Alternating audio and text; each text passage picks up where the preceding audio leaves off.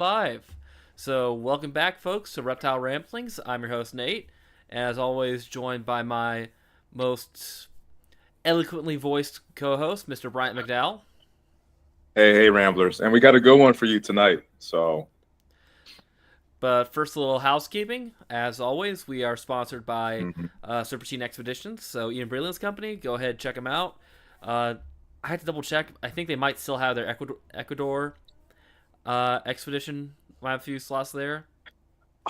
I checked yesterday. I believe you're right. It's still open, which is insane, guys. Like Ian and company, brilliant people, brilliant crew. You're not going wrong with these expeditions. These will be trips of a lifetime, you know, assuredly. And in Ecuador in April, as I touched on previous episodes, that would be a solid trip. So please check it out. Use our code. Save a little bit here and there. You won't go wrong. And on top of Serpentine Expeditions, this next upcoming weekend, the September 12th through the 14th is Fest Part Two.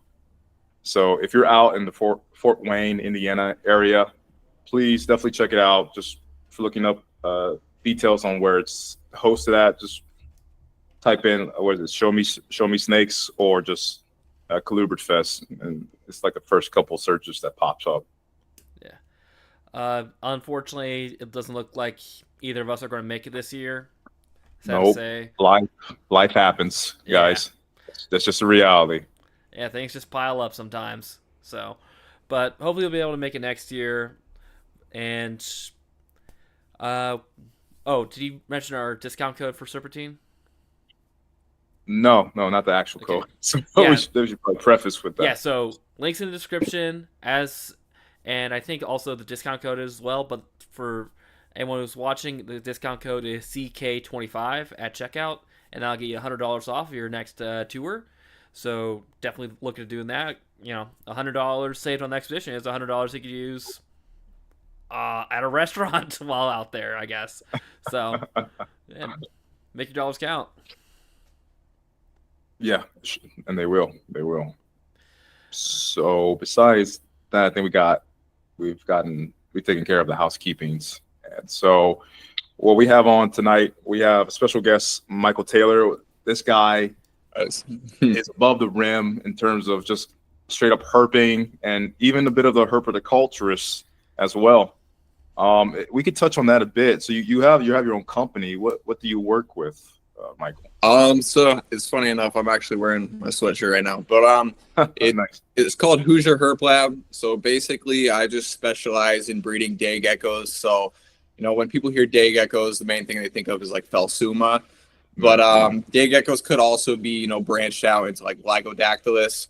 So that would be like, your electric blue day geckos, like, this little guy right here. Everyone knows what these are. If you don't, you should. Just a super cool gecko. But yeah, day geckos, I don't know why I necessarily chose those. I think I was just fascinated with the variety that is out there. There's so many different species, and when you really get into it, like the localities and different species, it's really fascinating. Like out in Madagascar, Western Africa, you can island hop, like from island to island, you got different species in different localities, and it kind of fascinated me. And they are a species that started to kind of decline in the captive trade, especially in the US. Back in between 1995 and 2010, there were so many different species of Phelsuma and Lygodactylus in the captive trade. And then for some reason, people just kind of quit breeding them. And so I kind of saw that and I was like, man, that's kind of concerning, because, a lot of the species, especially with the whole like CITES stuff, once they're gone out of the US trade, they're gone. Like you can't Yeah. really get them, like importing them from other countries. It's super expensive. It's super difficult. It involves a lot of paperwork. So I just wanted to kind of fill that niche and be that person that kind of keeps them alive in the trade. But, so yeah, I just breed tons of Phelsuma and Lygodactylus, and it's been really fun. It's been entertaining, and so far, it's been paying off. It's pretty cool. A lot of people, they have a interest as I do, you know, in that. So I get messages from people all the time like, I'm so glad that you're breeding these because, you know, like I've seen them, they've started to disappear from the trade. And, you know, it's like I'm not the only person who has seen that. And, you know, there's a lot of people who, you know, day geckos might not be the reptile that you could hold, like say bearded dragon or a leopard gecko, but not everyone wants a reptile like that. You know, they make great display animals, especially when you're throwing bamboo in the enclosure and you're throwing like all types of, you know, just, you know, things that you would kind of see them on in the wild. They make a great, you know, like I said, a display animal. You could have a big tank in your living room or something. You just got a whole bunch of, say, like neon day geckos in there. Like anyone who sees a neon day gecko is going to freak out. They're going to be like, wow, like that's crazy. You know, they're like vibrant. They're literally neon. You know, that's what they get the name from. So it's just you know, a cool little niche that I, you know, chose. And so far, like I said, it's paid off and it's been really cool.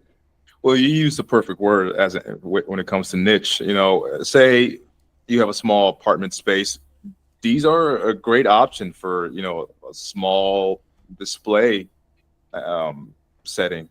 Yeah, definitely. You know, and like you got so many different species. Like you can go Phelsuma grandis, the giant day gecko, and you can, you know, they get like this big. They're massive. I got a male that is just absolutely incredibly large, and then you can go like, you know, Phelsuma standingi, which is, you know, I forget the common name of those. People call them standings day geckos. I think like the technical term in Madagascar is like, I almost want to say like yellow throat day gecko or something like that. But you know, they get massive as well. And so, you know, you could go big with an enclosure or you can go small and you can go with like the neon day geckos or lion day geckos, peacock day geckos, you know. It's just, it opens up a lot of opportunity for people that, you know, that you can kind of pick and choose, you know, like if you want a small tank or a big tank, you want big geckos, you want small geckos, you want colorful geckos, you want less colorful geckos, you know. Yeah, so, and even a big tank with these guys, it's not really a big space, you know, very manageable kind of critters. So. Yeah, definitely. It's not like keeping, a blue like tail. A monitor lizard. Yeah, exactly. Yeah, exactly. Yeah. So, do you have any basic tips and tricks for people who want to get into Phelsuma and Lagodactylus?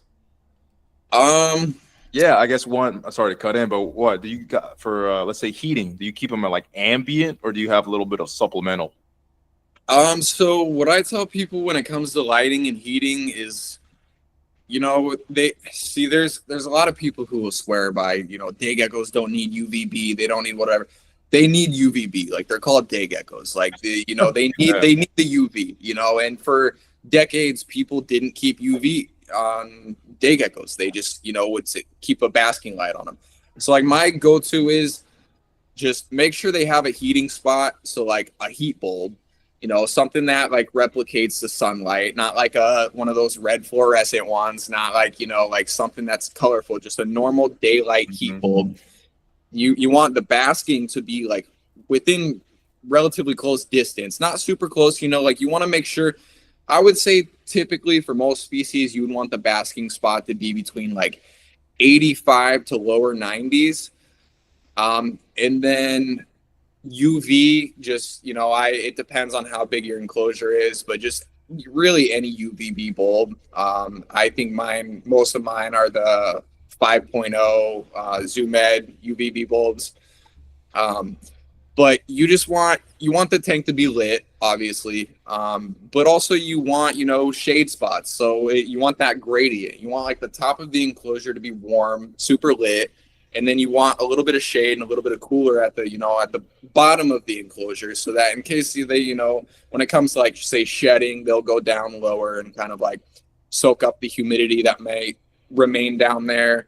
And, you know, it just, you really want that gradient. You want to give your geckos options. You know what I mean?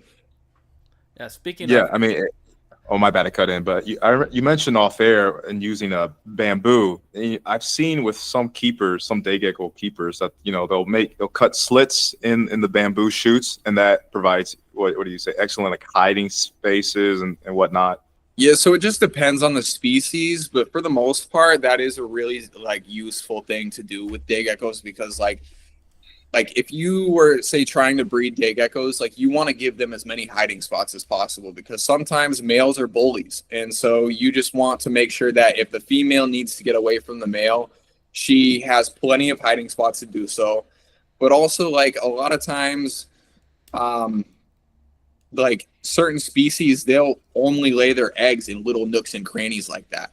So like that's I would say that's probably more so the reason why people put little slits in bamboo, is so like the females can go in there and lay eggs, especially when it comes to like Phelsuma clemeri, the neon day geckos, and just other smaller species, having just little nooks and crannies and holes, and there's places for them to wedge themselves into. It's crazy, the small little like microscopic places that they'll like flatten their bodies and like squeeze into. Like sometimes I'll see a gecko in a little crack in a bamboo, and I'll be like, can you even get out? I'm like kind of worried sometimes I'm gonna have to get in there and crack the bamboo open to like help her escape, because it's just incredible how they can squeeze in there.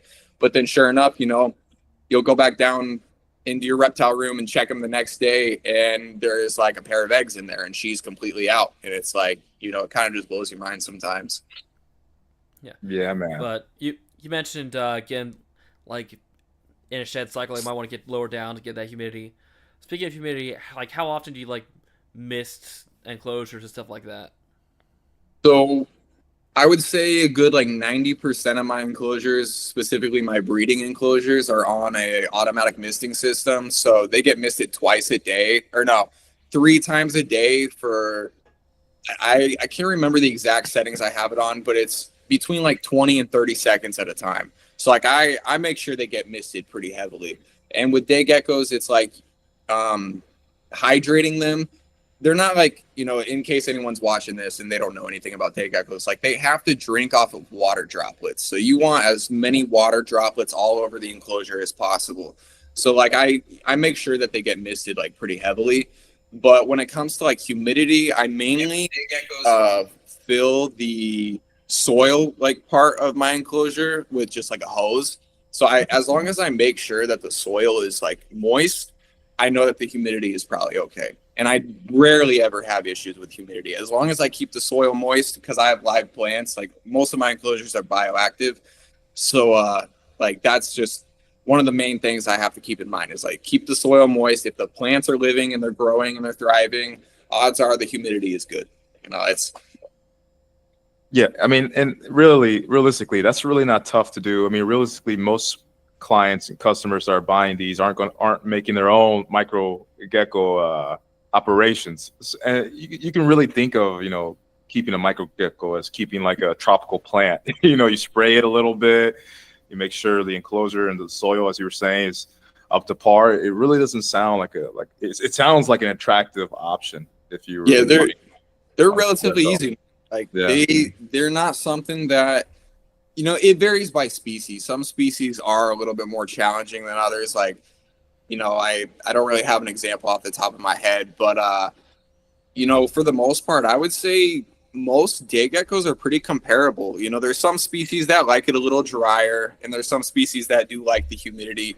But for the most part, I keep almost all of my day geckos in the same type of setup. Like just, they're pretty comparable. They don't really vary too much. So and I have rarely ever had issues. There's something that I would recommend to almost anyone. When I first got into the hobby, I heard people, especially with like the Lygodactylus williamsi, the electric blue day geckos, people would be like, oh, these are only for advanced keepers. Like, don't get these if you're new to the hobby and whatever. And, I got these geckos. They were the easiest geckos to keep. Like, I literally just put them in a little bioactive, boom, eggs. Like, they were eating. They were like, I've never had problems. So, I guess it's like if you've never kept a reptile before, maybe don't start with that. But if you have kept reptiles, or you keep plants alive, or you've ever kept dart frogs or something, like, you're good. You're gonna figure it out. You're not gonna have issues with it. Speaking of eating, what do you use for diet, for the majority of their diet? So it's a pretty good even mix of when they're really small, like the really small species, they'll eat fruit flies and like pinhead crickets. And then as they get bigger, it's a pretty even mix of Pangea and just small crickets. That's it. It's as simple as that. Some people, they're like, oh, I use wax worms, or I use, dubia roaches or whatever. I've never touched any of those, just because, one, I don't really like cockroaches. Like, I'm not gonna deal with the roaches. But crickets are just the way to go. And unfortunately, it can get kind of expensive if you only have a few geckos. It's not too bad, but there's some months I'm spending just hundreds and hundreds of dollars on crickets. It's ridiculous. So it can get overwhelming, but as long as you just keep it simple, you're not going to run into problems. Crickets are relatively cheap. If you got one gecko or a pair of geckos, you can run to the pet store, spend $10 on crickets, and they're probably going to be good for a minute. But I got to buy them in bulk, so it's like 16 to $20 for a box of 1,000, and then sometimes you get lucky and that 1,000 is in there, but other times there might only be like 500 in there because 50% of them died. And then you feed those 1,000 off in like a week or even less, and then it's like, okay, now I got to re-up on crickets. And then it's like, so sometimes I'm buying 3, 4, 5,000 crickets at a time, and that's you can do the math, 16, 20 times, 3 to 5. That's, that could be $100 right there, just burnt, spending on crickets. But I mean, that's just part of it, I mean, you're doing the Lord's work, man. It's part of the game when you have an operation like yours, I appreciate it, man. Before we get into meat and potatoes, I had one more question. So when it comes to calcium, how can somebody do it right and how can somebody do it wrong? Because I've seen some examples of day geckos, and I think you know what I'm leading to, where they have these big calcium deposits on the side of their face. And I guess one thing about that is that they can get overcalcified, and then these deposits get hard, and then it's just not good for the animal. What's going on with that? Yeah, so that could be many different things. A lot of it is just people strictly feeding their geckos Pangea, or I think even Repashy has the same amount of calcium. I could be wrong. I don't really touch or use Repashy, but yeah, it's just people, they're choosing the easy route. They don't want to deal with live insects, and so they're just mixing that food up, putting it in a bottle, and feeding their geckos the same thing every day or every other day. And if you only feed them that meal replacement powders, eventually that's going to happen. So you got to add crickets. You got to add live insects into that. And you might not even see, I typically do put calcium powder on my insects when I feed. But sometimes just skip that. Just give them the crickets as is. They don't always need the calcium powder. You just really need to watch your geckos and see what's happening with them. If they're not gaining the calcium sacs, probably add some calcium in there. If they're getting too big, cut it out completely. And, you just got to really balance that. But, yeah, I've seen some horrendous examples. I did a trade a while back, and I traded a really pretty peacock for 2 female peacock day geckos. And this person sent me these 2 female peacock day geckos. The calcium sacs were so big that, they couldn't even hold their head up. Oof. And I was pretty upset about that. So I messaged the person. I'm like, yo, this is unhealthy. This is going to lead to health issues. I don't even know if these geckos are going to make it. This is super bad.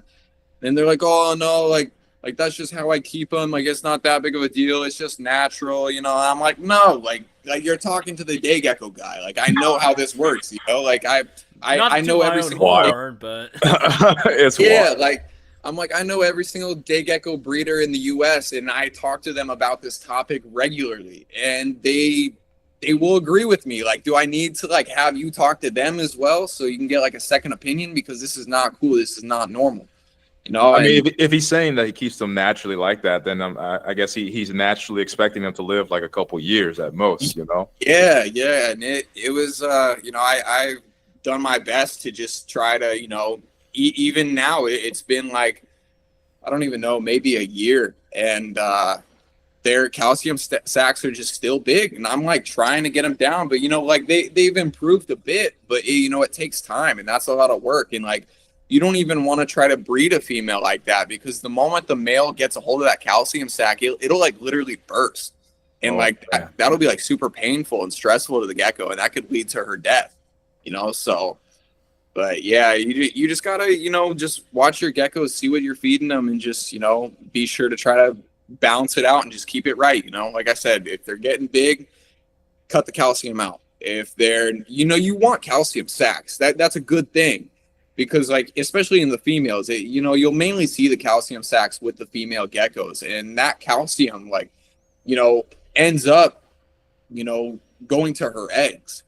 And so you want to make sure that she has some calcium sacs, but definitely not, you don't want to exaggerate it.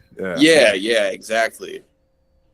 And you just have to be pretty vigilant. I mean, if you run such a big operation like you are, and you're pretty on top of things, I'm pretty sure the layman can, for the most part, kind of assume and gather the tips and tricks from here and be like, well, okay, maybe I just need to be on top of it too. If I start to see them start to get a little exaggerated, I need to cut back. It's so funny, reptiles.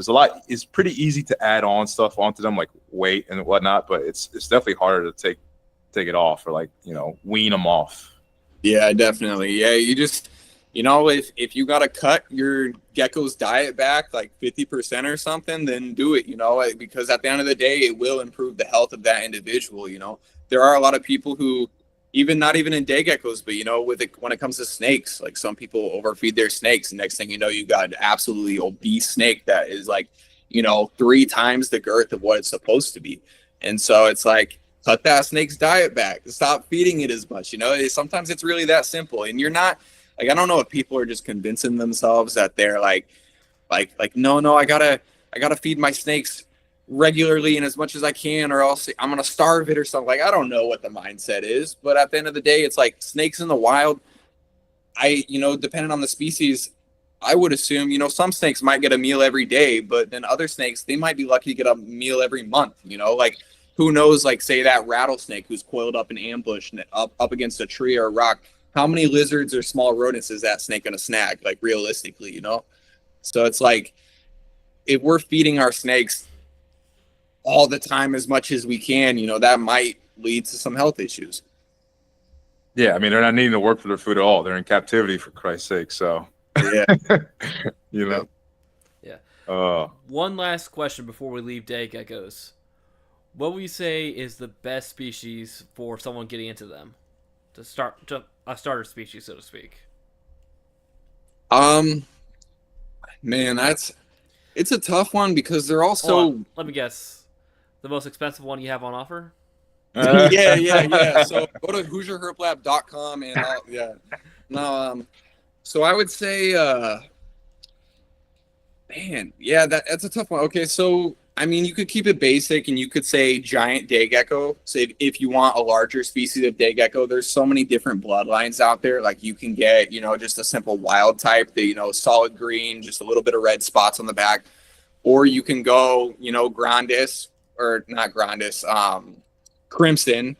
So that would be a giant day gecko with the big red bands on the back. They're really attractive. They're pretty. Or you could go, a little higher end and get, a blue blood blue blood crimson, which is, a crimson giant day gecko that has, the blue blood genetics. So a lot of times when they get older, they'll have a bluish tint down the side of them, sometimes on their head, sometimes towards the tail. And I mean, there's even people out there that are breeding, my buddy Kurt Lance with the Rep Room. He has some crazy bloodlines that just I don't even know the names of what he's calling them now, but he has these paradox and like zombie bloodlines, and they're purple and but those are super expensive. Nobody getting into reptiles is gonna get one of those. But they're does he ven at Tinley? Yeah, he does. Okay, yeah. I've seen this guy. Oh my goodness, his animals are insane. Yeah, he breeds some pretty cool stuff. I have some of his bloodlines in my collection, but they're super variable when it comes to small species. I would say probably, man, just go with the neon day geckos. They're super easy, and they're super vibrant and pretty. You can't go wrong with them. I don't have a photo off the top of my in front of me, But they're just like a little vibrant blue gecko with a little neon yellow head, and they're just a super cool gecko, super easy. They're super friendly too. Like you can have, unlike most day geckos where you can only keep like a 1-in-1 pair because males and females will beef with each other. Clemeri, they will live in colonies happily. And now I wouldn't put like multiple males with each other. Like you could, if you got a big enclosure, you could probably put 2 males with like 3, 4, even 5, 6 females. But if you got like a small like 12 by 18 Zoomed or Exoterra or something, you could easily keep like 1 male, 2 females, maybe even 3 females, and they'll lay their eggs in the enclosure. You can leave them in there. The babies will hatch and they won't eat the babies. So like the babies will just like thrive like perfectly with the adults. And obviously you're going to want to move some of the babies out because you don't want the enclosure to get overcrowded. But yeah, they're super friendly geckos. They really don't have issues. You just keep them like any other day gecko, and every time you have someone come over, show them your geckos and they're going to be mesmerized because they're just gorgeous little geckos. Yeah, but like you're saying, if you do your research, you really can't go wrong with any of the species. They're all kind of generally in the same camp, so to speak. Yep, definitely. Yeah, like I said, there's some species like I think Phelsuma, breviceps, I believe. Finding those in the U.S. is like impossible. There's like probably like realistically like maybe 2 or 3 people that are breeding them, to my knowledge, anyways. But I've heard they like it more like arid and dry. Phelsuma standingi, they like it a little bit more dry, but if you keep them in a average humid day gecko type setup, they're going to be fine. Like you're not going to see any issues with them. But yeah, for the most part, man, simple geckos to take care of. And there's plenty of care sheets on the internet that you can research and read into. Yeah. All right. So with that, you guys want to get into, I guess, the meat and potatoes of the episode? Yeah. And to preface with this, so obviously we're going to glorify and highlight and be mesmerized by your photography, dude. But the main gist of the ep is to kind of get a compare and contrast of herping in the Midwest, which all 3 of us can account for and talking about to some degree, and then herping out west, which again to some degree, especially for like maybe Nate and I don't want to talk out of turn, but it's a lesser degree. We haven't herped the west as much as I feel like you have, Michael. So I think you're the best guess. I'm honestly probably in the same boat. Like for real, I've herped California, I've herped Arizona, but not very much, honestly. I am, pretty new to, that side of the US. But my last trip I did learn a lot, and I definitely got some opinions and some thoughts on the, comparing and contrasting of, the Midwest versus the West for sure. And we're all going to have our biases and whatnot. That's all normal. But maybe to delegate it to you, I'm curious. Do you want to start out west or do you want to start home? So to give the listeners a little bit of feedback. You're based in the Midwest, like we are in Indiana. Yep. Yeah. So based in Indiana, yeah, we could start with the Midwest because I could, that's obviously what I'm more familiar with, and I could talk all day long about herping in the Midwest because it's something that I've done since I was a little kid. So I'm curious, man. Like with triangulum, like the Eastern milk snakes, I always call them the hometown hero because it's always a good time when you find one. They provide great, flipping memories. Do you are kind of on the same page with that when it comes to milks? Yeah, definitely. It's funny because I struggled for so long to find milk snakes locally. It was just a snake that I would never see. I would herp. That one's a red milk snake from Hickman County, Kentucky. And that's nothing like what I would find in Indiana. That's a super special locality. That one, by far, probably the prettiest milk snake I've ever seen in my life. That one, yeah. So like I said, Hickman County, Kentucky, Western Kentucky. But yeah, as for like the standard Eastern milk snakes, man, I struggled for so long to find those locally. I found I would see like one DOR every now and then in my home county. it would be in areas where like you could not herp. It would be like in front of someone's house, or it would be like on a random road with like a little bit of rock on the side, but like no good habitat whatsoever. And I would be like so confused, like, why is there a milk snake here? Where did this come from? You know? And it wasn't until my buddy Henry, who, funny enough, you know, I thought I was the only herper in my whole county or even the whole like part of my state. And then one day I just get a message from this kid named Henry, and he's like, hey, like I live in Crawfordsville, Indiana too, which is like literally a small town in Indiana, where that's where I live. And I'm like, nah, like what are you talking about? I thought it was a herper like messing with me, like trying to convince me that it's a herper. But he's like, yeah, like I find milk snakes all the time. And then that like further validated, like, nah, someone's messing with me, because nobody's finding milk snakes where I live. And then, but sure enough, Henry turned out to be real. And we started herping with each other. He took me to his property where he had some tin set up. And sure enough, we just flipped a whole bunch of milk snakes on it in his yard. And he kind of showed me like what the milk snakes like around here.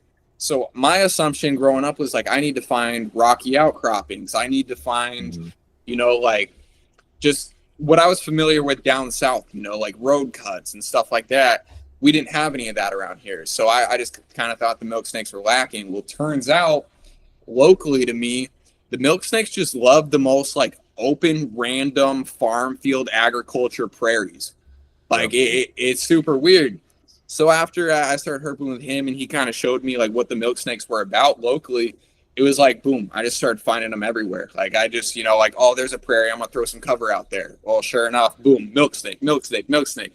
So yeah, it's pretty cool, you know, because, you know, I just grew up finding garters and black rats and, you know, water snakes. And then all of a sudden I learned that niche, you know, like what the milk snakes liked around me. And then all of a sudden they just started popping up.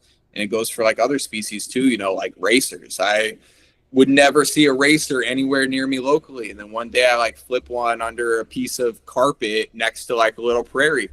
And then I'm like, oh, so this is what they like. And then, you know, I've thrown some cover out in similar habitat all around my county. And all of a sudden I'm finding racers, you know? So it's yeah, man, you definitely hit it on the head.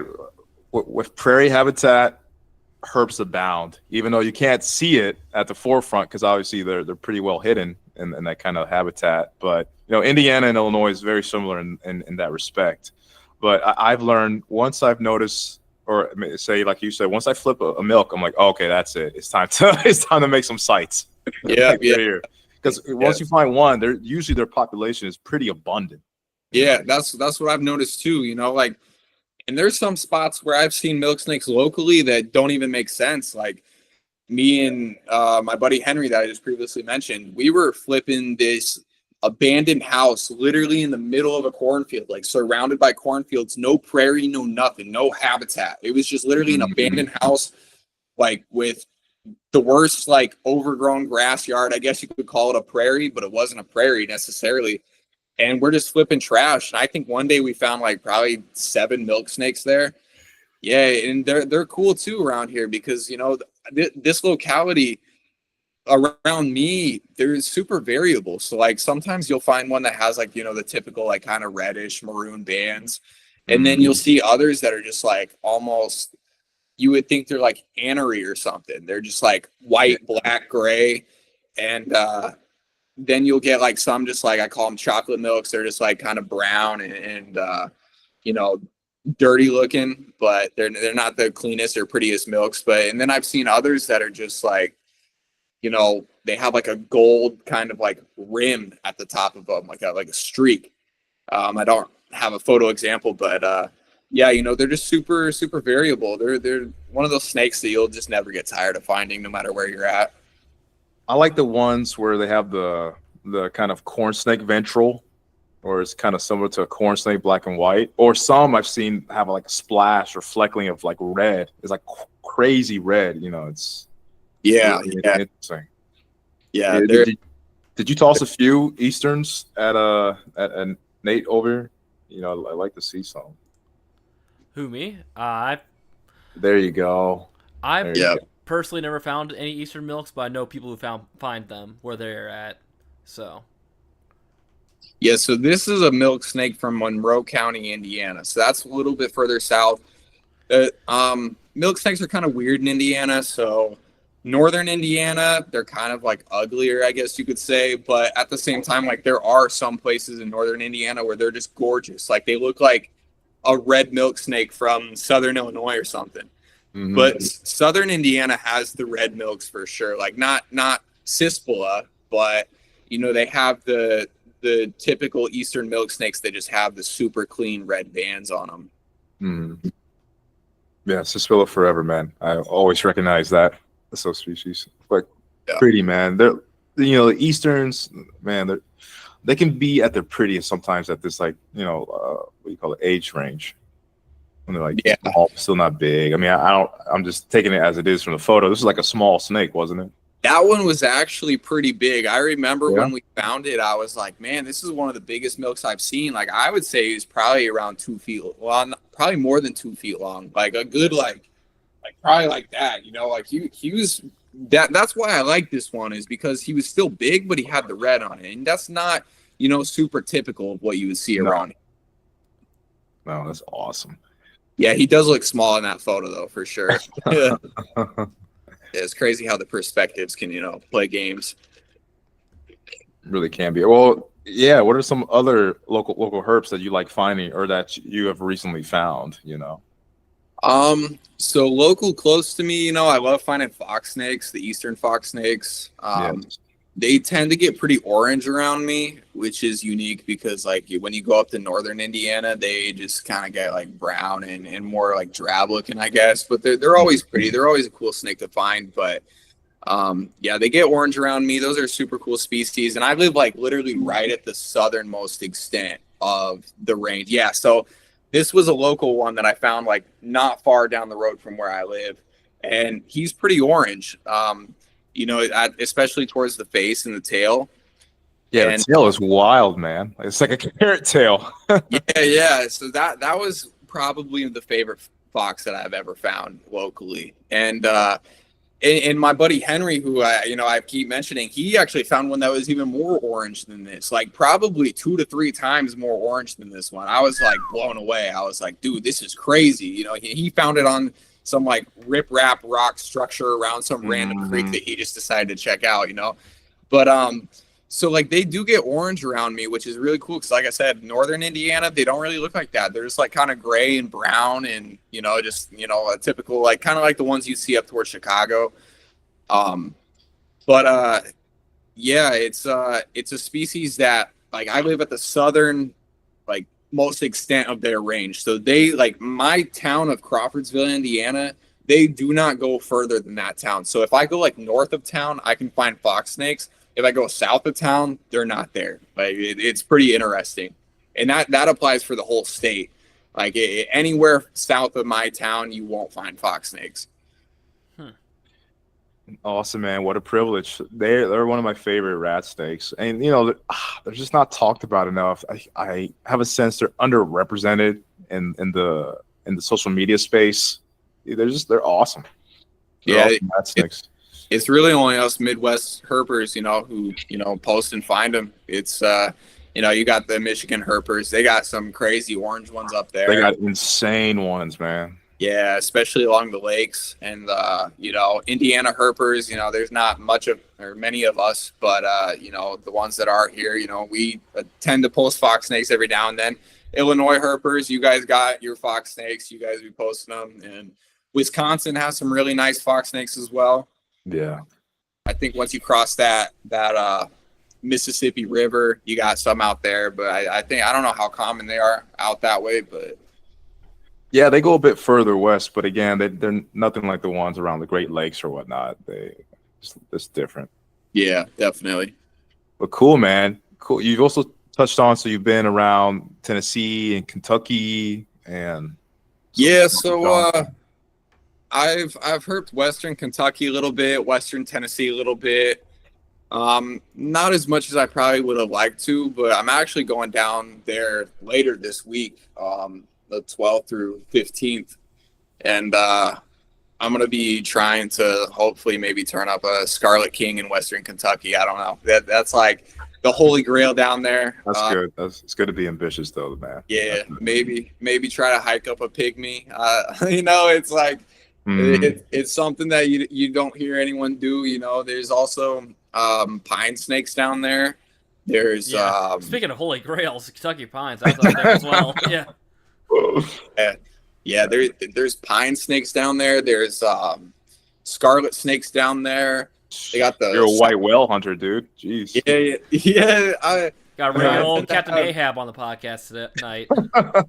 I tend to have pretty high expectations. I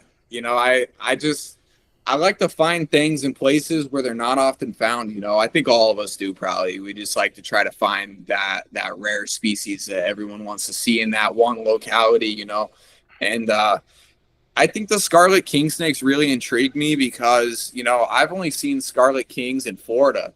So if I can go one state down below Indiana and find a freaking Scarlet King, like that's just crazy to me. Like that blows my mind. That'd be a win, dude, for sure. Yeah. Okay, so maybe trying to get to the comparing side of, I guess, and we don't have to get too specific, but of like the states or regions you visited, what has been like where has it been most snakiest in your opinion? Man, that's also a tough one to answer. There's a lot of factors, yeah. Yeah, it really just depends when you go and where you're at. Like, I mean, I would say overall, like South Florida, man, it's like, especially around the Everglades, you hit the Everglades on the right night and it's like you'll literally find 100+ snakes, like mainly water snakes, cottonmouths, corn snakes, stuff like that. But like you can mix in a whole bunch of stuff. You'll see like scarlet snakes, Scarlet King snakes. You'll see the Burmese pythons. You'll see rough greens. You'll see just all types of stuff. Like I could list on and on and on. But yeah, it would have to probably compete between South Florida and Arizona for sure, because Arizona as well, it's like I hear the term a lot, famine or feast. So it's like out there in Arizona, you're either cruising and you're not seeing anything, or you're cruising and you're just seeing tons of snakes. Like you're seeing, that's a Burmese python from South Florida. Gorgeous, dude. Yeah, they're pretty cool. That one actually bit me on the ankle. It actually kind of hurt a little bit. Yeah. It doesn't look. I mean, it looks too like large of a an good individual. size. Like what, 7? Yeah, Like he was 7, probably about 6? like 5 or 6 foot. Yeah, No. but they got some big teeth, man. Heck yeah.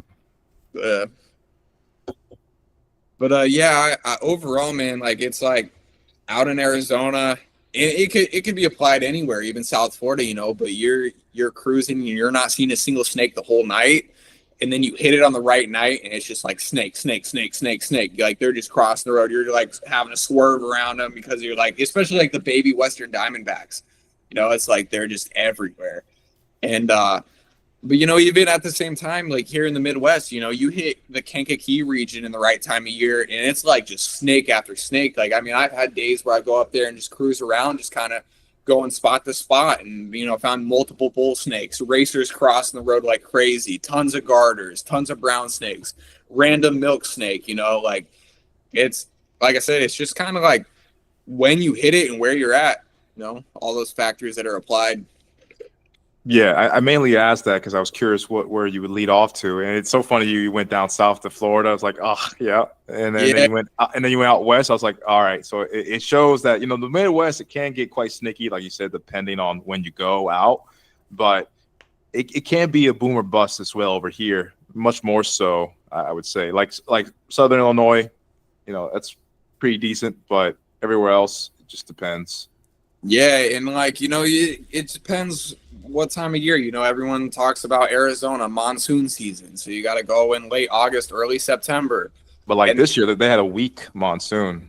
It's funny because when I was out there, like 2 weeks ago or something like that, we almost couldn't even escape the rain.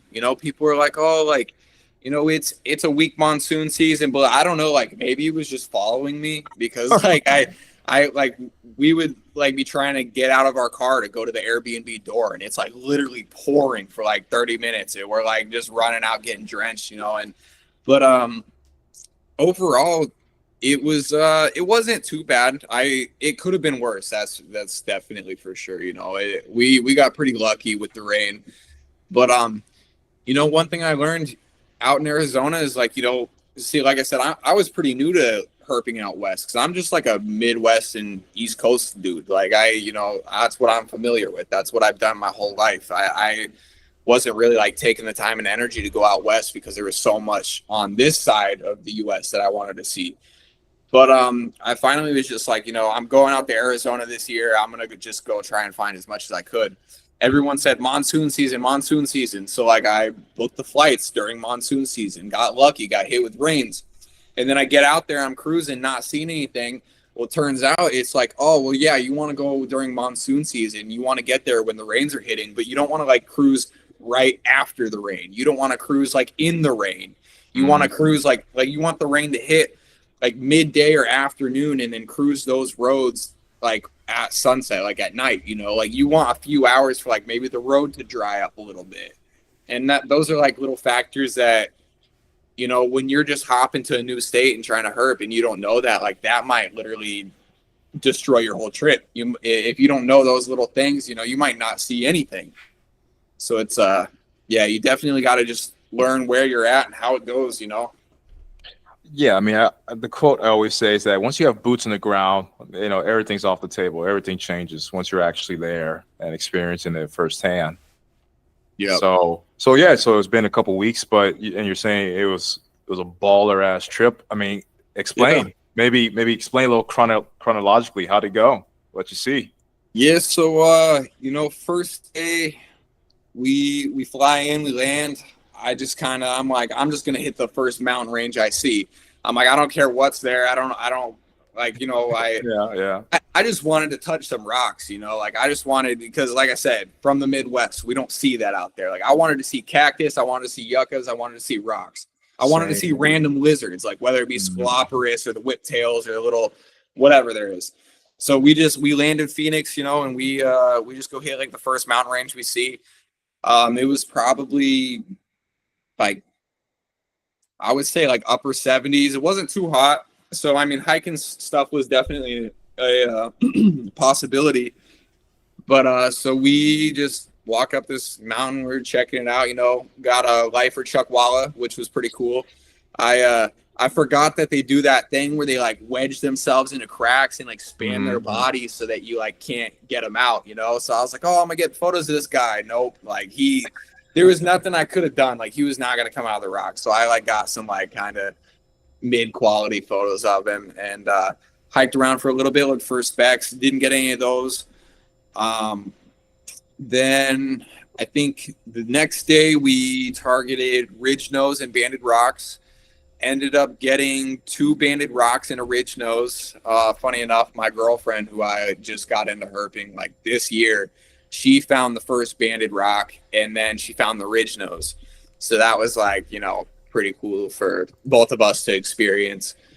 And those snakes are just ridiculous. Yeah. So that was actually the one I found. And, it was funny because right before we found that, I was like, man, like I just want to see a banded rock posed up on a tree the way that I've seen them before, like in photos, like just doing that typical, clob ambush position where they're just up on a tree or a rock just with waiting for a lizard or something to run by. And then like literally 5 minutes after I made that statement, I was like, oh, there's one, and it was pretty crazy.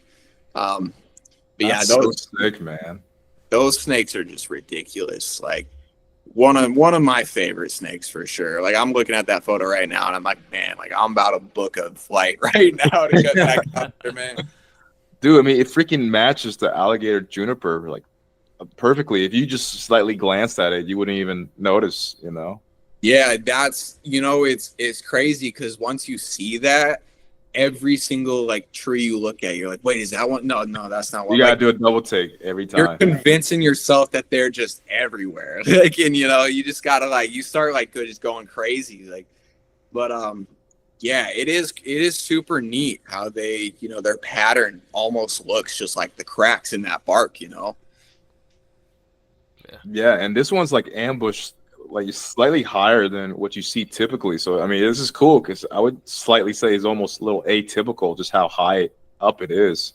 Yeah, and see, I was pretty new to looking for this species, and I had seen photos on the internet and just on Instagram of other herpers. So I've seen like photos of them, like not as commonly as at the base of the tree, but a few photos of them like kind of like midway up the base of the tree, like maybe 2 to 3 feet off the ground. And I was like, man, like that would be so crazy to see. Like I want to see that. This guy was probably like, I would say a foot off the ground, but it was still just exactly what I had pictured. Like it was like I manifested that. Like it one of the coolest moments ever for sure. That's awesome. So you guys, it sounds like you guys immediately went down southeast to like Sky Island region, and then, I mean, 2 clobs, and you said 2 Willardi? 2 clobs and 1 Willardi. Well, we ended up getting over the whole trip 3 clobs and 1 Willardi, but yeah, the ridge nose. It was funny, we were about to give up. We had just found this, and we were walking this wash for a good minute. And we walked down the hill to the base of the wash, and I was just kind of mentally thinking like, yeah, we're just going to turn around and go back here in a minute. And my girlfriend's like, wait, like there's a snake. It's like yellow. It's like, and I'm like, wait, what? I come like running, and I'm like, whoa, like that's a ridge nose. I started freaking out because that was like the least expected way. It was just at the bottom of the wash, kind of doing its own thing, cruising through the rocks. It wasn't coiled up. It wasn't an ambush or anything like that. And so it was, just a super random find for sure. And it made the whole trip. Like after we found those snakes, I was like, I don't care if we don't find anything else this whole trip. Like, no. Oh yeah, you guys ate up. You guys ate good. Do you send a photo of the ridge nose? Yeah, it should be in there somewhere. Yeah, let's take a gander. Trying to get the fold up. Let me see. Let's see here. Yeah. I was going to say, if not, it's this one right here. Yeah, we'll definitely have Michael's Instagram page in the show notes. Quality photos. And yeah, man, freaking awesome. Nailed it out of the park on day 2. I mean, shoot. Yeah. It was definitely a good day and a cool experience. And I guess after that, we just see, I had targets when we went to Arizona. I was thinking, I really wanted a twin spotted. I wanted the clob, and I wanted the ridge nose. And we found the clobs and the ridge nose on the second day. And we made one attempt for the twin spotted, but man, like, they're just not a snake. Like, I feel like I need a group of people to realistically find one. Like it was just me and my girlfriend, and hiking for those is just you got to go way up to the top of the mountains. Like you're not at the base, you're not middle tier. You're like way up at the top of the mountains. And it's just like endless habitat, and I'm hiking it, looking. I just kind of got discouraged. I'm like, man, I need some people with me for sure. Well, also, I guess slightly regarding just a little bit of legality and notice, there's some places where, you go looking for them and they'll have signs posted from this time window to that time window. You cannot be up here looking for them or you will be fined. Oh, yeah, definitely. That was something we ran into, and that kind of like so crazy for a snake, or like a herp. So crazy to think about. Yeah, we had to figure some stuff out around that because we got to some places and saw those signs, and I'm like, yeah, I don't know, like signs talking about video surveillance and all this, and I'm like, yeah, I'm not gonna make enemies with Arizona DNR.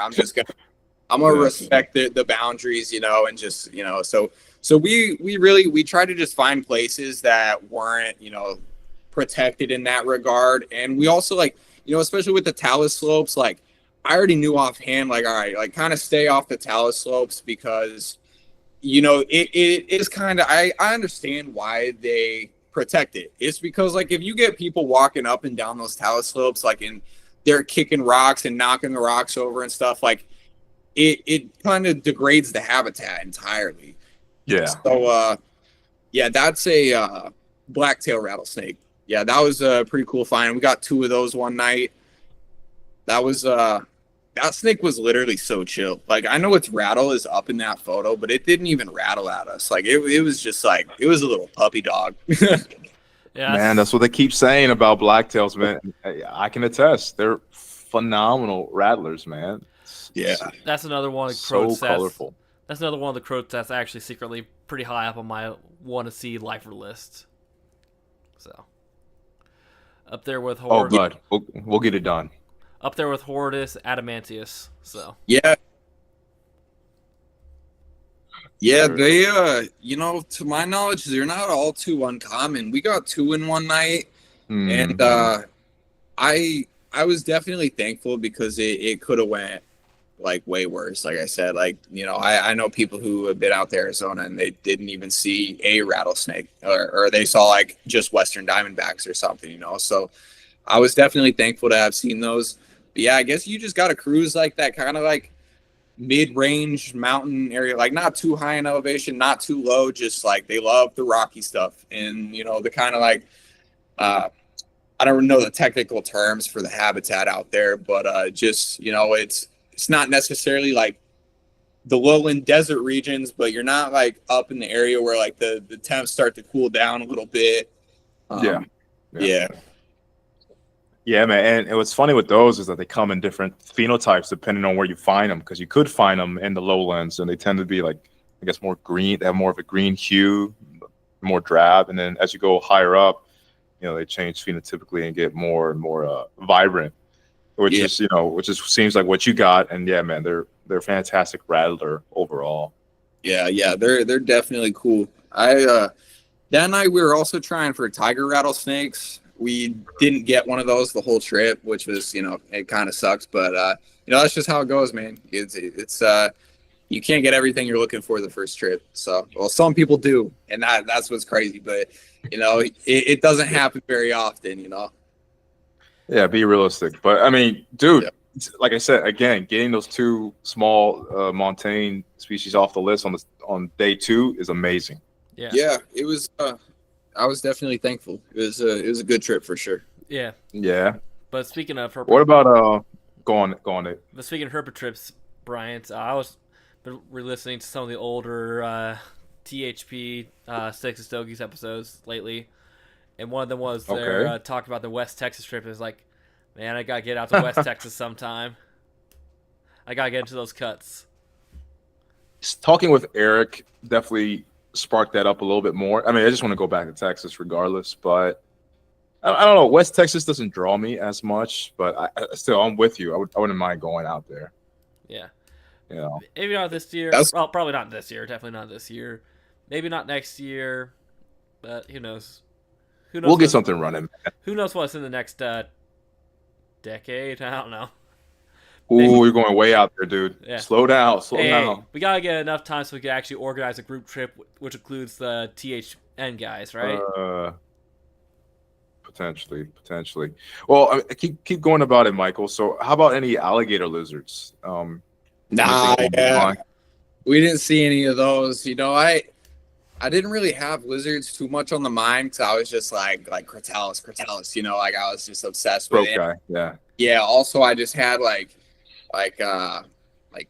the king snakes on my mind as well, and but you know, I kept my eye out for sure, and you know, we didn't see many lizards aside from the Scoloporus and the whiptails and, you know, all those little fast runners that are zipping through the grass. You know, you're like lucky to ever catch one. Mm-hmm. But yeah, no alligator lizards. We didn't get the Gila. You know, well, since we touched on the kings, how did that go? Any of the kings? Yeah, nah. Unfortunately not, but it just gives me a reason to go back, you know? So 100%. Yeah. But speaking of West Texas, that's also a trip that I really want to do. You know, like that's something that you know, it's like Arizona was always up here, West Texas was like right here, you know. it's a cool place. You could find, so much stuff out there, and everyone wants to find those gray banded kings, but The lore is insane. There's obviously a little bit of lore in like Florida. There's lore in Arizona, but when it comes to West Texas, that has a really unique kind of lore surrounding it. Yeah, it's a unique place for sure. And I remember when Noah Fields, he was like going to college out there, and like he was regularly posting on Instagram just all this like West content. And I was just like mesmerized by it every time he would post. I'm like, what? Like he found this. And then like I was just like inspired at that point. I was like, man, like West Texas is just crazy, So like I think I was like, probably like 16 or 17 years old at that point, and I like just always made it a mission, like I got to get out to West Texas because just seeing other herpers out there finding what they're finding, just like especially the Lepidus and just all that. Like I don't even know what all they have out there. They got like it's definitely different in Arizona, but they got some like comparable species, Yeah, I mean it's really the rat snakes that really I'm gravitated towards, like the subuck, like the Transpecos rat snake. Oh my god, that would be so amazing to see.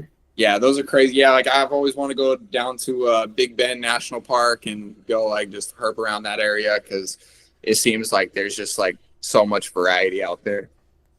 Yeah. And while being in Arizona, so let's do a little bit of I guess compare and contrast. So give me like a rundown how it was in the daytime. Were you guys just trying to beat the heat, not really thinking about herping too much, or? So like we would wake up. That's the thing with herping trips. It's like late night cruising, early morning hiking. So you get no sleep whatsoever. So it's like once that sun's coming up, you got to like get out to wherever you're going. And so like usually we would kind of hike like mid elevation points, like where like the banded rocks and the ridge noses would be.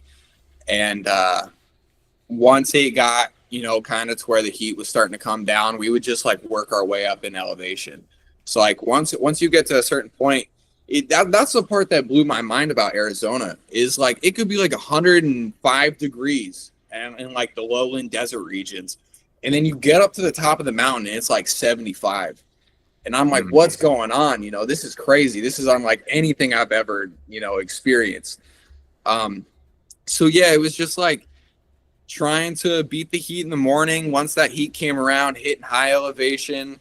Then once it started cooling down in the day, just going back down to low elevation, cruising as much as we could.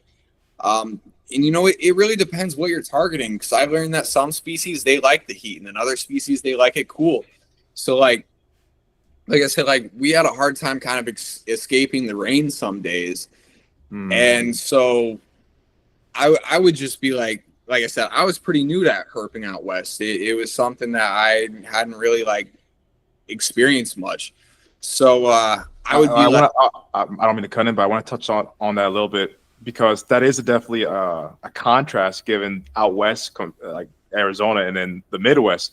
There's no places where there's real decent elevational gradients. Yeah, not comparable. It's not comparable at all. Yeah, not at all. Like, I mean, some of those mountains, it'll take you 2 hours to get to the top when you're driving. Dude, yes. It'll take you so long. And you don't even realize the elevation difference that you're going through. Like, you're just going up windy roads, and then, you see a sign that says, like, 6,000 foot elevation, and then you drive for another 30 minutes, and it says, like, 8,000 foot elevation. You're like, well, like, I just went up 2,000 feet. Like, what do you mean? That's crazy. And then like you eventually hit like 9,000 feet, and you're like, wow, like I'm up here, And so it's yeah, you don't get anything like that out here. Like you got the Appalachian Mountains in Tennessee, and I mean you got some elevation up there, but it just doesn't hit the same. Like even if you're in the low regions of the Appalachian Mountains and you get to the top, like I don't really think the weather difference is all too much. Like it might drop like maybe like 10 degrees or something, like but out in Arizona, you'll literally have like a 20 to 30 degree drop depending on like, what the weather's doing and how high you are or how low you are. Yeah. It's like it's just ridiculous. Like, I don't even know how that exists. Like that's something out of this world, honestly. Yeah. I was going to say, anytime I have to go out east, I had to go, through West Virginia most of the time. And Appalachians, yeah, it does have elevation change, obviously, but it's definitely nowhere near as drastic as out west, where you could probably find most of the same species at the top of the hill as you can find at the bottom of the holler at Appalachia. Whereas in out west, Rockies, maybe not Cascades, but all those western ranges, yeah, you get to mid elevation on those mountains, and it's completely different than down at the base of the mountain. And higher elevation, well, you got snow up there, you're not going to find anything up there. But yeah, it's just a lot greater. Yeah, like awkward silence. Oh, we lost you a little bit, Nate. You cut. But also to give Appalachia some credit, though, it has a great amphibian assemblage. yeah, That's true. Opposed to out west, which is more all around and obviously more speciose, but still, it's pretty speciose in terms of amphibians out east. yeah. Like when you Just to back them up a little bit. if you go out west, you're expecting scaly, reptiles. You go east, you're expecting slimy little critters. Yeah. So it's such a drastic difference. Even like the Appalachian Mountains, it's like what the oldest mountain range in the U.S. So it's like One that's of the why oldest there's all in the the. world, I yeah. think I don't know. That's what I think so too, but I don't know. Yeah. Yeah, so it's like you got just the what do they call it? Conifer forest, however that word's pronounced. Like all the pine trees, and then you got like, all the oaks and the maples, and like it's just super forested. You got tons of vegetation that's keeping it shaded and moist and humid. And then like you don't see that out west. Like you might get to the top of the mountains out west, and you got a lot of like pine trees, I guess, but it's just the humidity's not there necessarily, and just the moist soil isn't completely there. It's just not the same. It is so drastically different. It's crazy. Yeah, a lot more limited options in terms of like suitable microhabitat for amphibians. So, like Brian was saying, like in terms of just like Plethodon alone, you might have more species of Plethodon in Appalachia than all species of snakes in the West. I had to do the math, but that's a potential. That's a possibility. That is wild to think about. I haven't really thought about it in that light, but yeah. Like I mean, you can hop mountain to mountain and have like your own species of salamander. Like it has its own like with the Plethodon, or I don't know if Uracea is if that applies to them at all, but definitely the Plethodon. Like there's certain mountain ranges that have like their own species at the top of it, just like super isolated, and that's also really cool too, because you don't necessarily have that out west. I mean, I guess like when it comes to like maybe the twin spotteds, but they are in different mountain ranges, but there's I don't remember any examples off the top of my head, but yeah, the Appalachian, it's just like that could be, you could talk for days about the Appalachians. Like there's just so much to talk about. There's too much to grasp there, It is, yeah. And it's getting worse, which I mean better, because in terms of like I guess in terms of Plethodon research, I mean they keep splitting more and more species as they look at the DNA. So it's kind of like the past decade we kind of been in the golden years of Plethodontid research, which is kind of crazy. Yeah. But so how long were you guys out there in AZ? We were out there for 5 days and 4 nights. Yeah, we kept it pretty short. Just go like my girlfriend, she had to work, and we just had to. We didn't want to make it like a super short trip, but also like not a super extensive trip. I just really wanted a sample. I wanted a sample of theirs. Wanted to see it, but now it's like we got back, and like every single day we've been like, we just got to get back. You got that taste, yeah.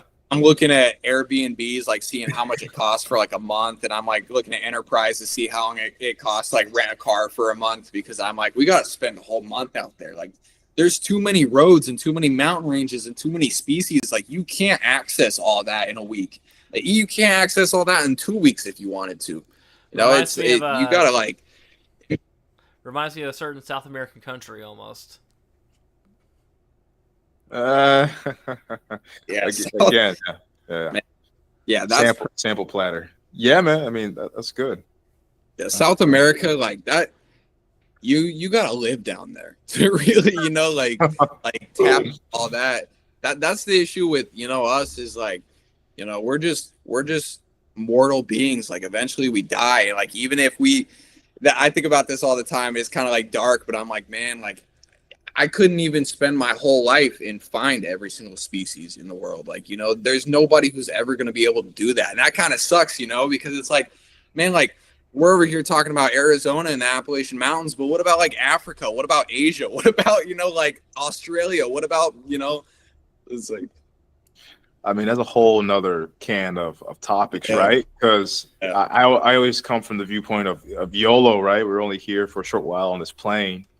And I don't necessarily on your take on, we'll never find everything in our lifetime. I like that. So we can actually strive to put research and efforts on the things in the areas that we do want to. Yeah, definitely. I think on that too as well. Yeah, no, that's a good perspective to have for sure. It's like, if I live in Arizona, like I might, or not Arizona, but if I live in Indiana, like I might be the person who finds the county records in Indiana, and I might be the person who, like extends the range in Indiana or writes the next book about Indiana, and it's like, as much as it does suck, you gotta just take what you were given, and make the most out of it. And we live in the U.S. arguably. Well, I don't want to say it's definitely not probably the best place to herp, but it's like one of the best places to herp. Like we could live in like I don't know what Russian species are about, but it's like we probably got a pretty nice diversity, And we got rattlesnakes. Well, I mean, I'm sure you've had DMs, and I've had DMs of people from other countries saying, man, you're like, not just that your photos are amazing, but you guys have like awesome animals in your country. I would love to visit, and so on and so forth.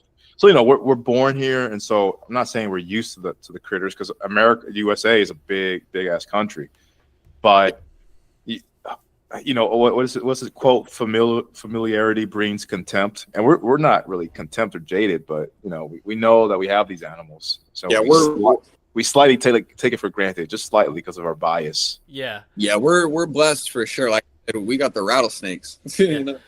It could always be worse. Major pro. Yeah, it could always be worse. We could be British. So.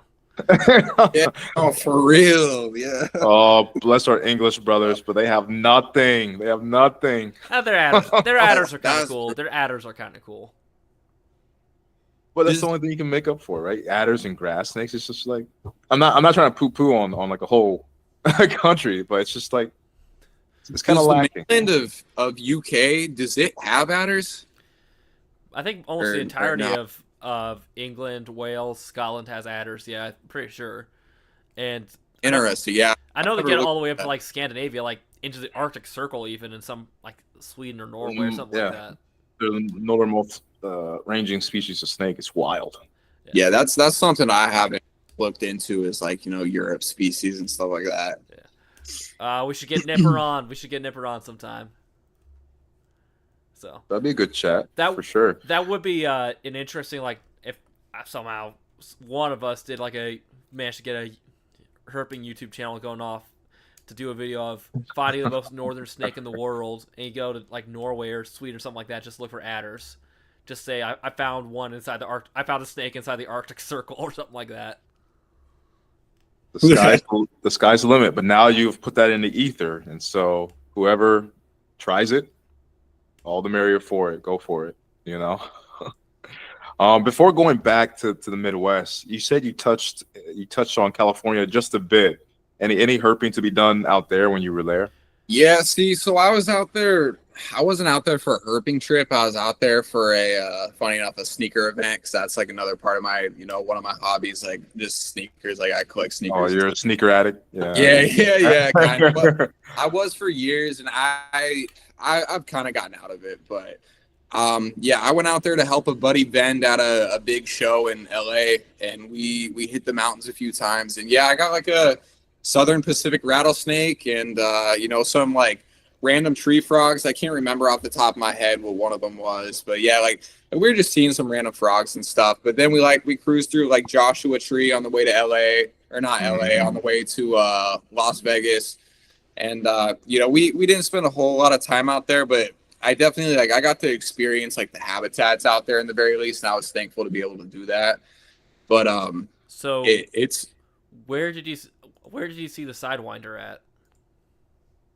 so that was in Arizona. That was west of Tucson. Okay. Yeah, yeah, so that was the Sonoran Desert Sidewinder, and we found a few of those. We got pretty lucky with those. That's That's awesome. another.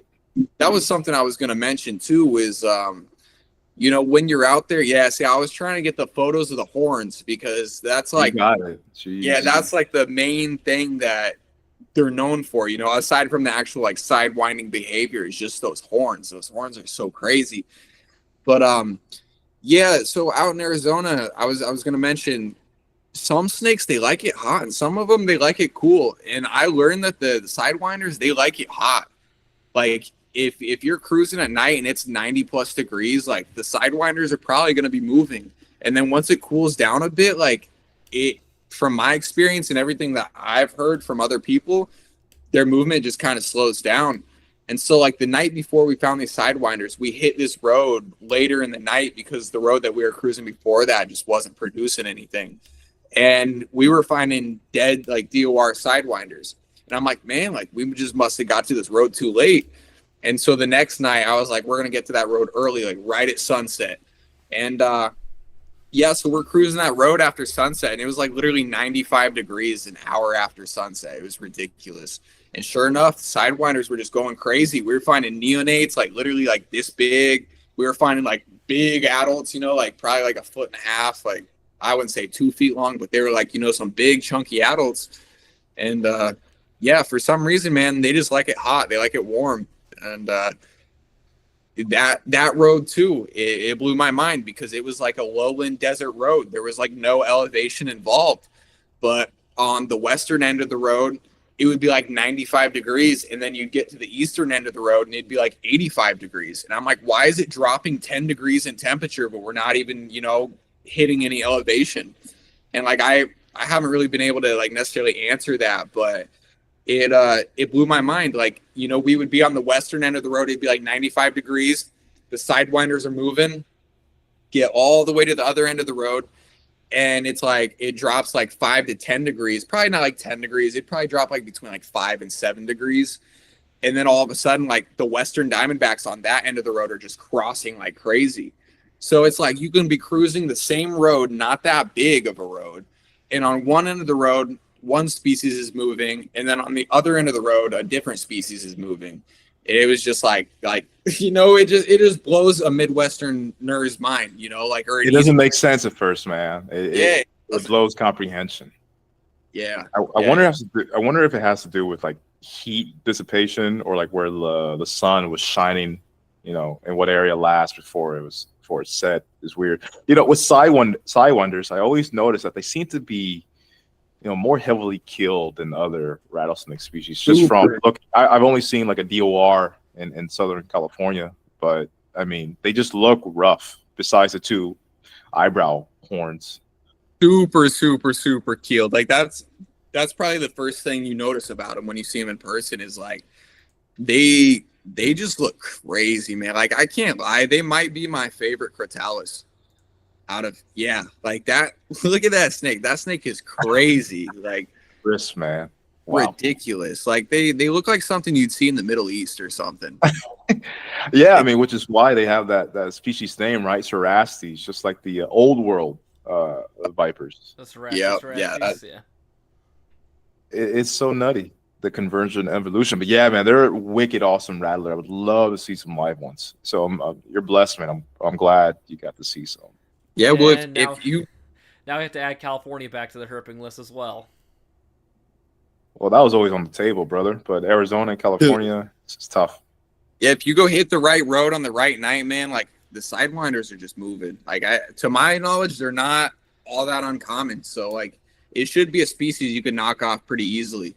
And when you find one, like you'll just want to find more and more and more. Like you can cruise all night and just see 100 sidewinders and you won't get sick of them. Like it's just such a cool snake. When you walk up on them, like sometimes they'll sit there like super chill and they'll be like, you know, motionless, like, oh, I hope they don't see me. But then like other times they just immediately like they just take off. Like they don't even like slither. They like hop. It's like weird, you know? It's almost like a sidewinding. Yeah. Yeah. He's nothing like any of the snakes move like that here, you know, so it would be kind of odd to see that at first. Yeah. It's funny you say that they like it hot, which I agree with you, but it's funny, you know, obviously the sun is set, it's nice, so obviously it's a little bit of respite from the heat, but it's nutty that they like it when it's like in the 90s. That's what I've learned, you know, from both my experience and what, you know, people were telling me when I was asking them, like, well, what conditions they were seeing sidewinders under. They're like, man, like you gotta get out there when it's still warm, because once it cools down, like they just kind of slow down. They don't move as much. And that's exactly what I saw. Like, you know, early into the night when it's like 90 degrees, you know, between like 90, 95 degrees, after, like literally like just as the sun is like passing the horizon, like, you know, you got that beautiful sunset, you just start cruising right then and there with 90 to 95 degrees. We saw, I'm thinking like, we probably saw like 5 or 6 in a night. And, you know, once it got to like 85 degrees, they were gone. Like they just quit crossing. Yeah. And then like, once it got to that point, then it's like Western Diamondback, like heaven. Like you're just so, like, you know, another species I was looking for out there was a Mojave. Like everyone was saying that the Mojave rattlesnake, well, not everyone was saying, but like from what I've seen and heard from people over the years is that like Mojaves are relatively common out there. And so I was like really hoping to see a Mojave rattlesnake, and we cruised this road that had Mojaves, like a pretty good population of Mojaves for, you know, we cruised it a few nights just for hours and hours. Like I think we would be on that road for like 5 hours. And yeah, we didn't see a Mojave. And it's like, so it makes you wonder, why weren't the Mojaves moving? Like, did I just get unlucky and not see one cross? You know, but at the same time, it's like when you cruise up, you know, 24 Diamondbacks in one night and you don't see a single Mojave, it makes you think like, man, these snakes are not moving. Yeah, that's the thing about road cruising. It's just it opens up complexities like that. It's like, why are some species moving and others not? You know, it's just, yeah, it's weird. And I was hearing the same thing from other herpers that, you know, I was talking to about the Mojaves, is they were saying like, yeah, I haven't seen a Mojave this week. And I'm like, why? What's going on? You know, like I wanted to see one, you know? Yeah, just chance, a game of chance. It's interesting. Anything else that was pretty notable? I mean, all of it's notable, right? Don't get me wrong, but anything else that was relatively notable from the trip? Yeah, so I had a target, and it was a Sonoran coral. But I was like, man, I don't know how to target these. Like, I feel like this is just something you're going to randomly run into. Like, it's not something you can be like, oh, I'm going to go cruise this road for a coral. But yeah, sure enough, like I think it was the second or third night we were road cruising, boom, coral in the road. So I was like, I see a tricolor just kind of zipping across the road, and I'm like, yo, tricolor. I like slam on the brakes, throw it in park, run out. I like run past it. I like somehow didn't see it. And I'm like, oh, it got off the road. And then my girlfriend's like, wait, no, right here. And it was like 5 feet behind the car. And I like run up, and sure enough, it's a coral. And I was just like, you know, freaking out. I'm like, man, there's no way. But yeah, that's actually a eastern coral from Central Florida. That was from, I think, 2018, I believe. Okay. But yeah, that's a photo I took though of I guess I call them eastern corals now. Well, so have you seen all 3 corals or just the 2 now? I've just seen the eastern and the Sonoran / Arizona coral. Well, the third one is the Texas coral. Yeah, Texas. Yeah, those. Okay. Yeah, I've never even herped Texas, so that's probably to get down to. Mm-hmm. But yeah, I've seen the Sonoran, which, man, I might have sent you. I feel like I might have sent you. I had to just get it fully pulled up. Yeah. So. Yeah, I mean, of all corals, that's probably the tougher one to try to find and target. The Sonoran, yeah, I think so. Yeah, I wasn't sure. You know, it's you know, you see people find them every now and then, and I guess maybe it's just because so many people herp, Arizona. Like people Yeah. are just bound to find one every now and then. But yeah, I saw that little tricolor zipping across the road, and I wasn't sure what it was at first. And sure enough, it was like my main target. Like that. Yeah, yeah. So that was a Sonoran coral we found. That was like the best photo I got of it because it's a coral snake. Like it just did not want to stop moving. Hey, that's a perfect coral snake photo, dude. I mean, I appreciate it. Yeah, squirmy suckers, dude. that was about as good as it was gonna get because that sucker, he just would not quit moving. He was, yeah, and then we had some like other herpers roll up on us, and they wanted photos of it too. So I was like, all right, I'll let you guys get your photos. And I was just like, man, snakes are probably still moving. So we just kind of hopped in the car and kept cruising as much as we could. That's so sweet, dude. Yeah. No, go on. No, I was just gonna say it was a cool snake. Like for real, it kind of just reminded me of Little Scarlet King though. Like it wasn't big. It might look big in that photo. I don't know, depending on what perspective. I mean, some people have said it looks tiny, and then some people say it looks big. It was probably like maybe like this big. Oh, dude, that's big for them. Yeah. That's good size. Funny. Yeah, it was nice sized. And funny you mentioned Scarlet. what were you gonna say? Sorry. A little. Yeah. I could see that. Yeah, so that was a Scarlet King from South Florida. So that one's like an Everglades locality, which it's a locality that not a lot of people get to see. And I've been fortunate enough to see 3 of them there. So that's probably like my better photo of one because they don't like to cooperate. They're like super. Is it mainly the high yellow that makes them a trademark kind of locality thing? It's the high yellow and the high black. That one Yeah, it's got like a blackish face for sure.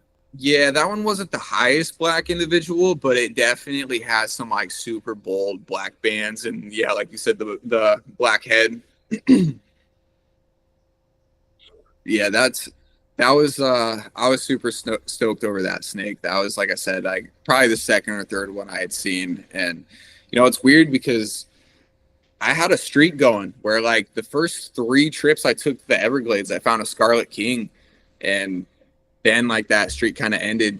But it was super cool to see them every time, and especially because you get the scarlet snakes on the same road, like in the same exact area. So like I think somewhere, I probably didn't send it, but I have a photo of that Scarlet King right next to a scarlet snake, so it's kind of like compared and contrasted the 2 species.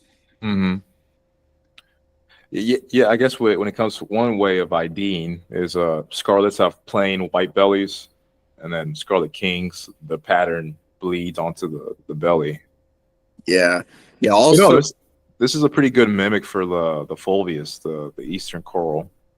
It's really a good mimic for like the layman that doesn't know too much about snakes. It's unfortunate for them though, because they probably get killed a lot by like property owners and stuff. Yeah, like that. and that's awesome that you got to see American croc, huh? I don't mean to be jumping photos, but yeah. Yeah, no, you're good. Yeah, that American croc, it's pretty cool because if you go to the Everglades, it's a species that you can see pretty reliably. I don't know if you've been down there, but there's like I can even just say it's the Flamingo boat Flamingo docks. Bay. It's well known. Yeah, everyone knows about it. And even if you don't know about it, you go to the Everglades one time and you're going to see the signs, and you're going to see probably a croc just not even trying. But yeah, it was pretty cool. This croc was just like sitting up on a ledge, like probably 5 or 6 feet above the water. I don't know how he got up there. He had to have like walked up the boat ramp and then like walked through a big yard, and like I don't know. He had ventured up there, but you don't think he could have propelled with his tail? You don't think so? I mean, maybe, but man, if he did that, he was choosing the hard way to get up there. Yeah. I mean, they're not the most graceful critters, Yeah, but yeah, he was just chilling. We were literally probably like 4 or 5 feet away from him, and it didn't even move a muscle. Like you could have thought it was a statue. Like you couldn't even see it breathing. It was like just so still and like chill. It was super cool. That is awesome, man. I've been It's so neat that we get them on the fringes of on Florida. That's so awesome for us. Yeah, I've been going down there since I was like probably 10 years old and seeing, the same crocs year after year. And it's just, it's just so cool. You can go down there and just see, you know, sometimes you'll see one, sometimes you'll see like 7 just out in the water, you know, like it's just, Wow. you know. But yeah, They'll like get old for sure. yeah, 9 out of 10 times though, they'll just be sitting in the same spot, you know, just kind of doing their own thing, and everyone knows them. All the locals know about the Crocs, and it's pretty cool, you know. And you go the right time of year in the Everglades, and you know, you sometimes you can see babies swimming around in the water. And like one year, my buddy, which I should have sent you that photo, but my buddy and I were cruising in the Everglades, and we were just kind of like, you know, finding the typical snakes. And we like turned around at one point, and I'm driving the car, and we're going back like up the road, and I just see something that kind of looks like a leopard gecko in the road. And I'm like, what was that? Like, that's crazy. So I like whip in reverse, back up, shine my flashlight. I'm not kidding. There was like a baby croc in the road, like this big, like freshly out of the egg. It was so cool. And, you know, it's like you hit it at the right time of year. And, you know, like that's a cool part about South Florida is like you might cruise a baby crocodile or a baby alligator, or, you know, like it's just A baby with South caiman, Florida, you even. never know what you're going to see. I was gonna say, yeah. Yeah, like even then though, like yeah, there's people who find baby caiman down there, and that's, I mean, obviously that's not probably the best thing ecologically, but you know, it's still interesting, you know, as kind of tarnished as the ecosystem is down there. It's, you know, especially just, you know, going and finding tokay geckos, you know, like that's just crazy to me too, you know.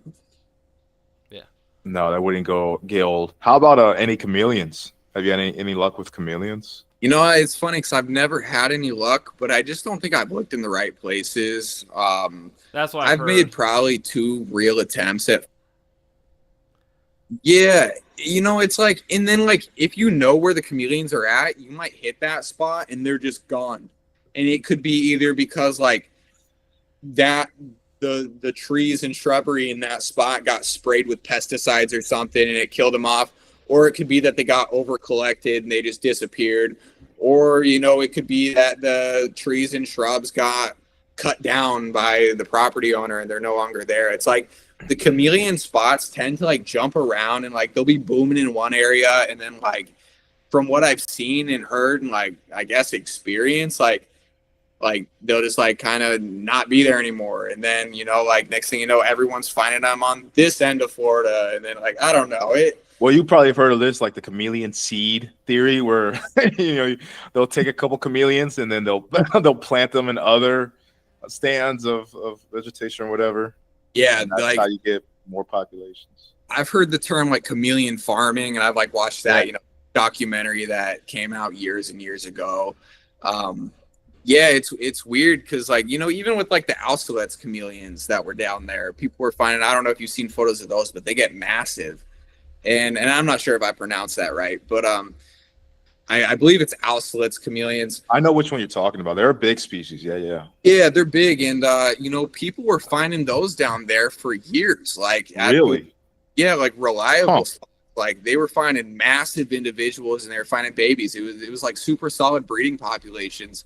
And then year after year is like they just kind of disappeared from the spot. And people for the longest time, like I was hearing, yeah, the Austerlitz, they're not in Florida anymore. Like the spots are dead. FWC collected all of them. FWC cut the trees down. FWC eradicated them, whatever. And then like I think I saw like a week ago, someone posted a photo like of a whole bunch of Austerlitz chameleons they found. And I'm like, well, they're clearly still there. It's just like, you know, they just must have their own spot, or they just discovered a new spot, you know, like who knows, you know. But yeah, it's South Florida is just different, man. But you know, it's unfortunate that half the cool stuff you can find down there is not supposed to be there, you know. Yeah, and you touched on it being tarnished. I mean, obviously there are people that are doing good work in terms of restoration and getting rid of invasives, but at a certain point, like with the cane toads and the pythons, you can only what's the word, like not even maintain, but you can just try and limit them, but you can never get rid of them. Most of the stuff is there to stay, which is it's amazing and terrible from a naturalist point of view, but you know, you take it however you want. Yeah, like, some species, they don't even really pose all that big of an issue. Like for example, like I've seen a bunch of day geckos down there, the Phelsuma grandis, giant day geckos. And like, realistically, what threat are the day geckos going to pose? Like, I mean, they might outcompete the green anoles a bit, and that is unfortunate. But at the same time, like, I think the brown anoles kind of like take. They've been doing that longer. Yeah, Yeah. Exactly. I was gonna say, out of all the species of small lizard in South Florida, I think day geckos are a green anole's last concern out of all the other invasive competitors. Especially in South Florida, you got not even like, everyone says like the brown anoles, but you have so many different anole species down there. Like people don't even realize like if you go to like downtown Miami and you're walking around, you see all these little brown anoles, like you might think it's the Anola segri or whatever, but no, it's like you got species, like you got bark anoles, and you got like, I don't even remember off the top of my head all the species. At one point, I knew them all, and I could like identify them religiously. But like, there's so many different species of anole down there that like people are finding a new species of anole like at least every year that like is established in breeding. I feel like, and some of them are from like the Bahamas and Central America, and like all the I don't know. It's just it's mostly just ridiculous. I think it's like mostly Caribbean species. It feels like. Cuban, Caribbean, yeah. All the ones that just get brought along on all the exotic plants that are brought in for all those nurseries and orchards down there in South Florida. Yeah, and there's also so many reptile breeding and like importing businesses down there that all it takes is a few to escape. Like everyone knows Strictly's reptiles. Like you can shine around the Strictly reptile property, and I know people who have found file snakes and Amazon tree boas and like albino corn snakes and like African clawed frogs. Like it doesn't matter. The list goes on. Like people are finding just so many random invasive species, or not even invasive, but just exotic species outside of these pet stores and these importing businesses. And it's like all it really takes, man, is just like a group of them, or even just a male and female pair. One gravid female could, like the Deering Estate boas.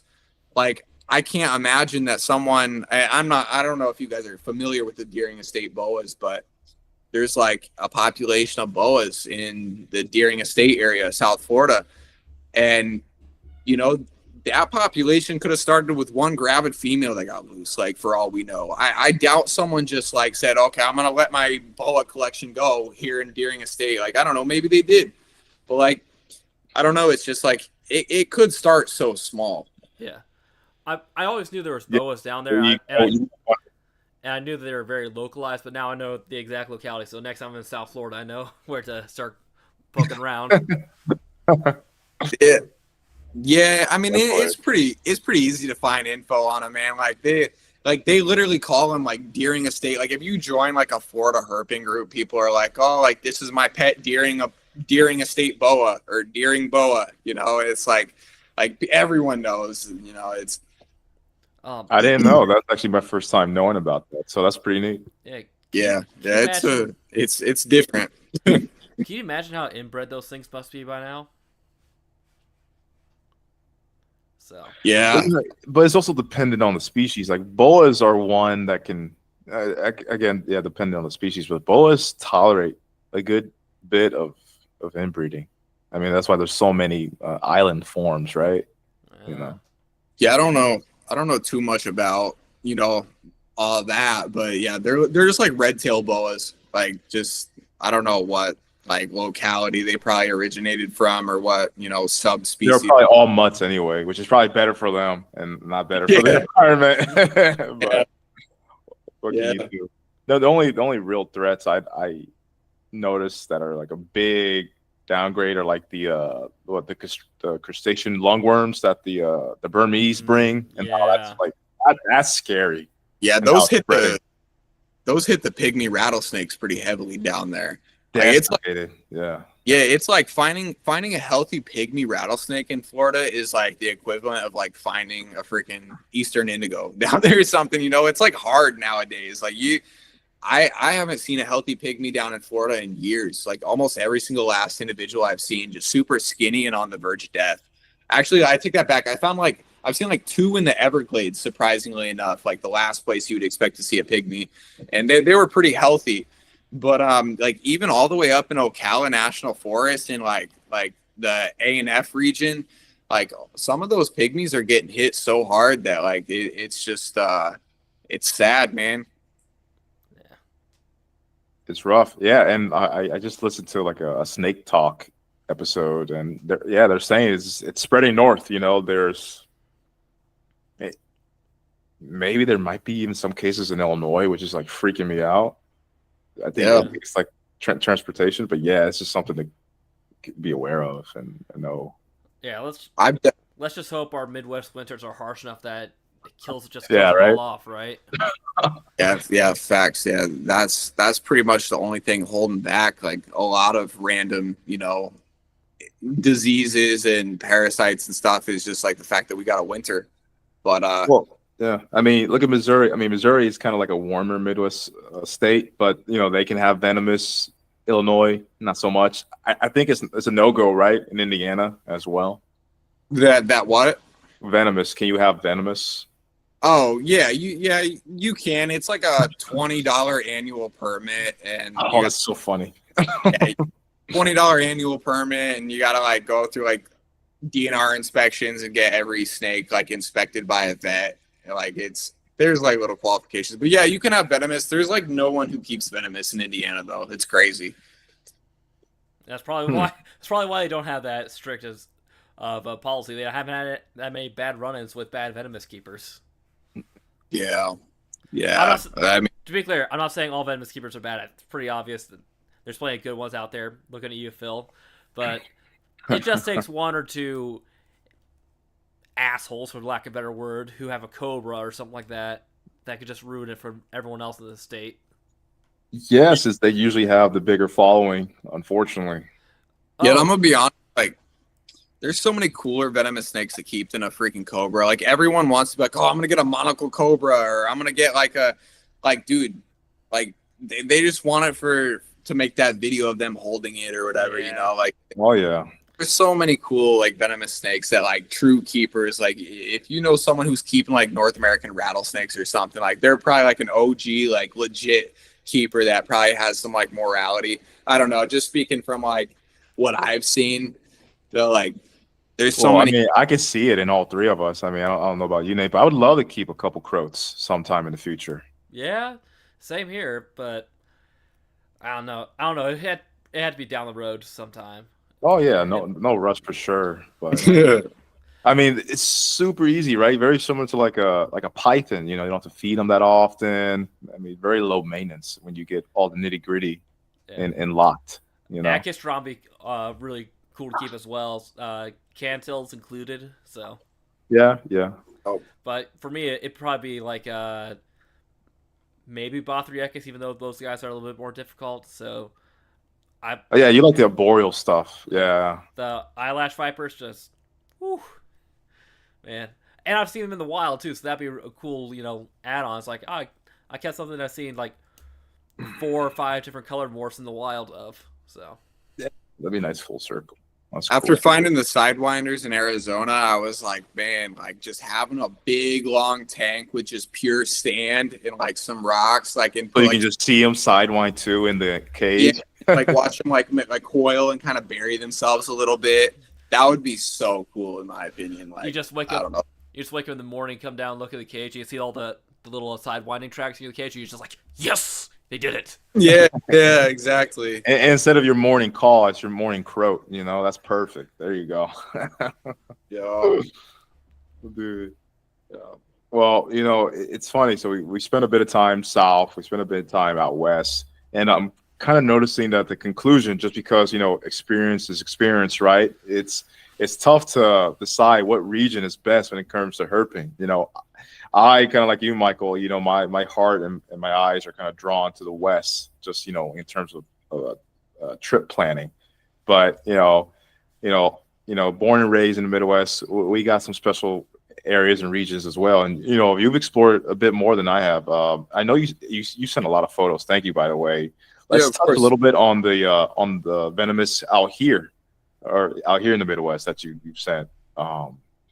Let's talk about timbers and copperheads. What's your experiences with them? Yes, so I've seen timbers in Illinois, Wisconsin, Indiana, Kentucky, Missouri. I think that's it. But yeah, timbers are probably one of my favorites. Obviously, I think they're probably all of one of our favorites. Everyone loves it, especially a nice timber one with like the super clean bands and like a nice orange stripe on the back. Like there's just nothing that beats a big timber. Like you find a big timber and you're just like mind blown every single time. Oh yeah. But I also, man, I love copperheads so much. Like copperheads are probably also one of my favorite snakes in the world. Like I think we're incredibly blessed to have Eniakistrodon, but copperheads alone, just these little woodland vipers that like you can find in little rocky outcropping cracks. And that's a nice big yellow timber cruised in Monroe County, Indiana. That's the cool thing about Indiana is like we have some really nice like yellow timbers. It's like that lighting's kind of weird because my headlight and my flashlight were on it. But like we got some timbers that are just like so yellow. It's like they're all like even orange tinted. I think like Wisconsin's got some nice ones like that too.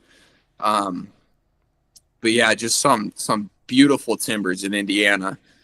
And we got another favorite of mine to find is the Eastern Massasauga rattlesnake.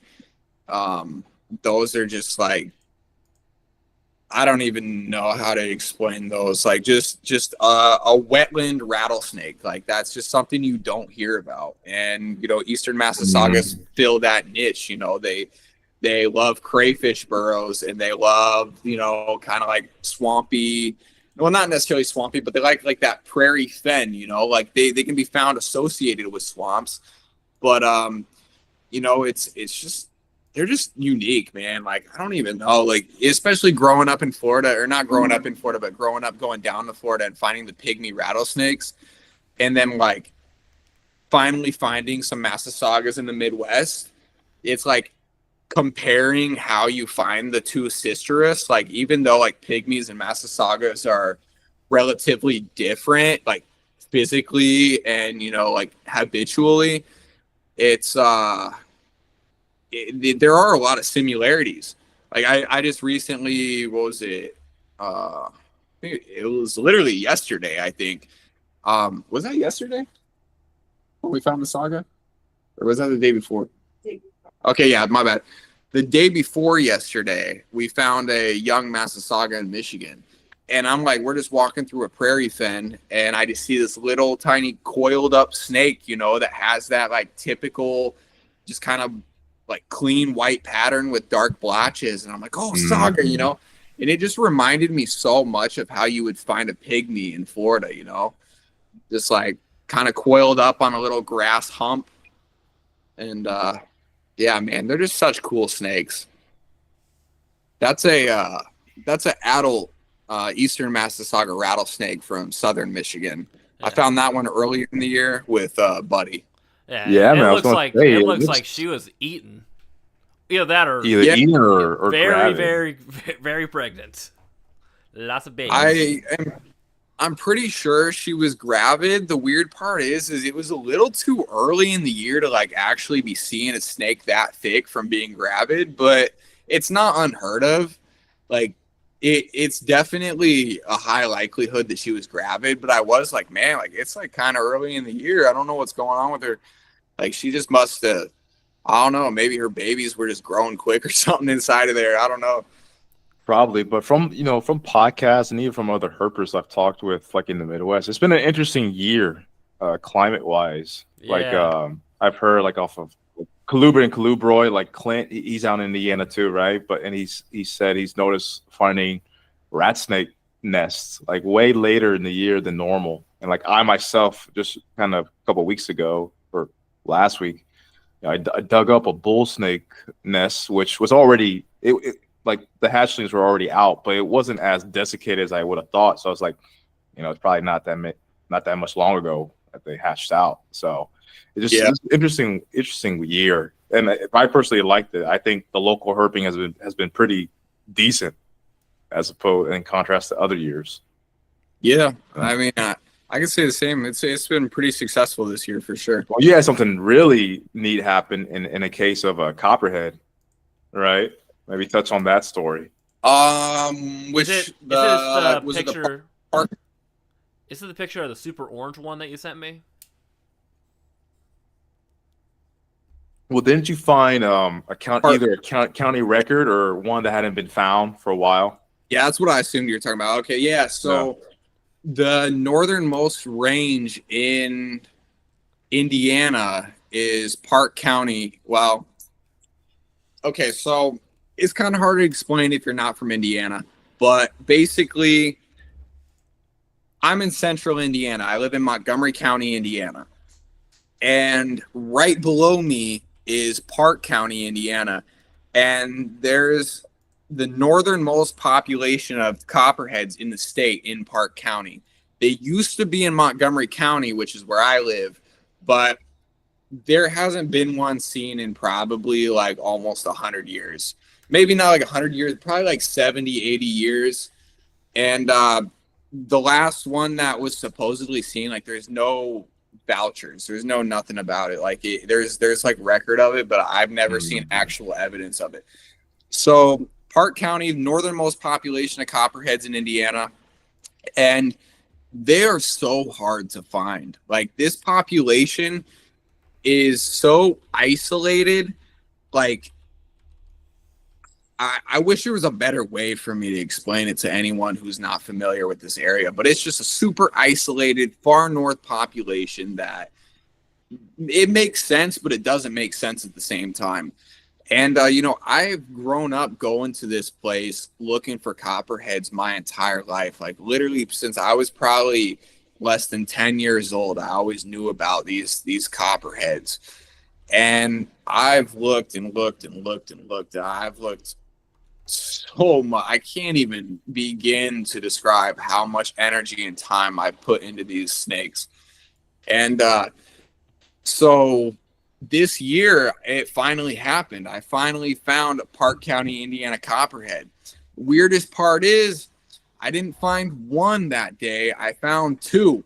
And it makes no sense whatsoever. Dude, that must have been so gratifying. That's one of the cases that kind of led me to, look at you and your content again. I was like, dude, I would have felt I'm so proud of you. That's awesome.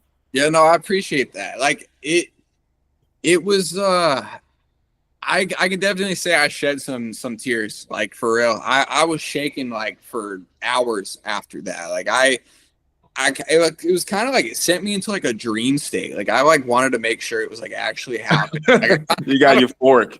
Yeah, like I felt delusional. Like I like immediately the first one I find, it's like on the crawl right up against the log. I like just whip my phone out, take a video. I'm like trembling taking the video. I like send it to my girlfriend. I'm like, I found one. Like I'm freaking out.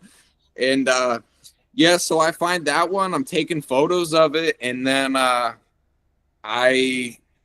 was about to leave, and I was like, like I've walked the trail far enough, and I know where a little rocky outcropping is that I check every single time I go to this place. So I'm like, like I'm not even gonna check it. Like I found my copperhead. Like I'm not gonna find another one. There's no point in checking the rocks. So I'm like starting to walk back, and I'm like, but I'm so close to the rocks. Like I've seen milk snakes in that rock crevice. Like I'm just gonna go shine it. So I walk probably 100 yards down the trail from where I find the first copperhead. Walk down to this little rocky bluff. I shine up into this crack. First thing I see, copperhead just looking back at me out of the crack. I'm like, at that point, it was almost like someone put them there for me to find. Like it didn't even almost feel natural. It felt like it was just happening because like someone knew I was going to the park and wanted me to find a copperhead. But like almost divine intervention. Yeah, Weird. Well, here's a question: did you bring your camera? Oh yeah. Oh yeah. Okay. If, Well, that if makes you, it even crazier because usually if you don't bring your camera, that's when the magic happens. yeah, no, I can't lie. If I wouldn't have brought my camera, I probably would have hiked back to my car, drove all the way home, grabbed my camera, and made the effort to go all the way back and like just pray, just fingers crossed it was still there. Like I probably would have made the effort to go photograph it because which, you know, odds are in that situation it probably wouldn't have been there when I got back, you know, but yeah, somewhere in the photos though, I did send a photo of one of the copperheads, and yeah, but it was just a super crazy find. It's one of those stories that like kind of just leaves you speechless, you know. I agree, man. That's phenomenal. Yeah, is there a photo of a copperhead you can toss up, Nate, if you could?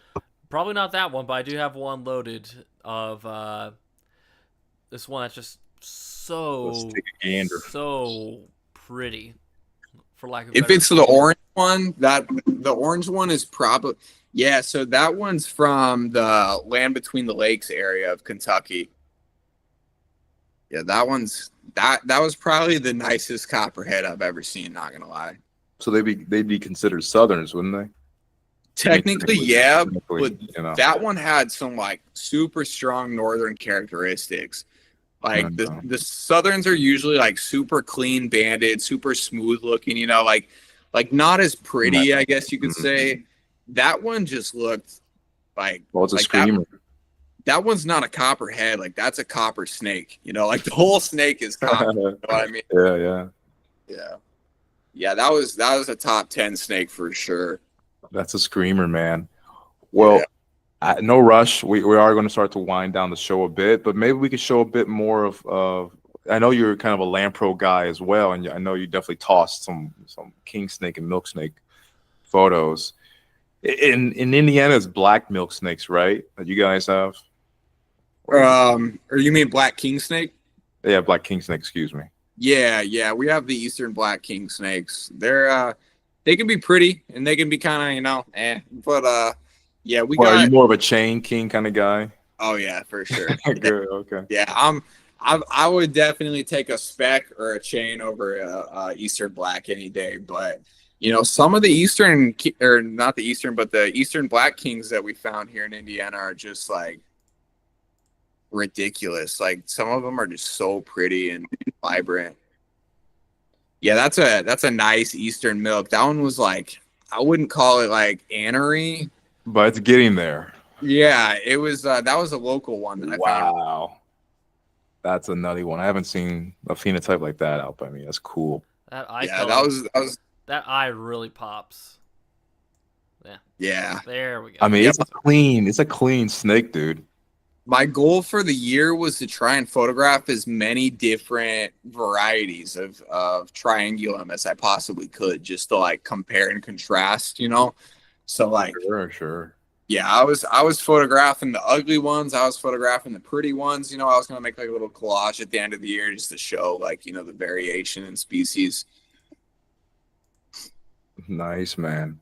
What about so obviously you spent a lot of time in Florida. Any of those what do you call them, brooks? Those brook kings or Maine kings? Yeah, it's funny because I almost did send a photo of the Brooks King that I found years back, but I didn't because I was just like, yeah, I don't know if we'll get to talking about those. But yeah, I've seen a really nice Brooks King in the Everglades, and I've only seen one alive. I've seen like 3 DOR.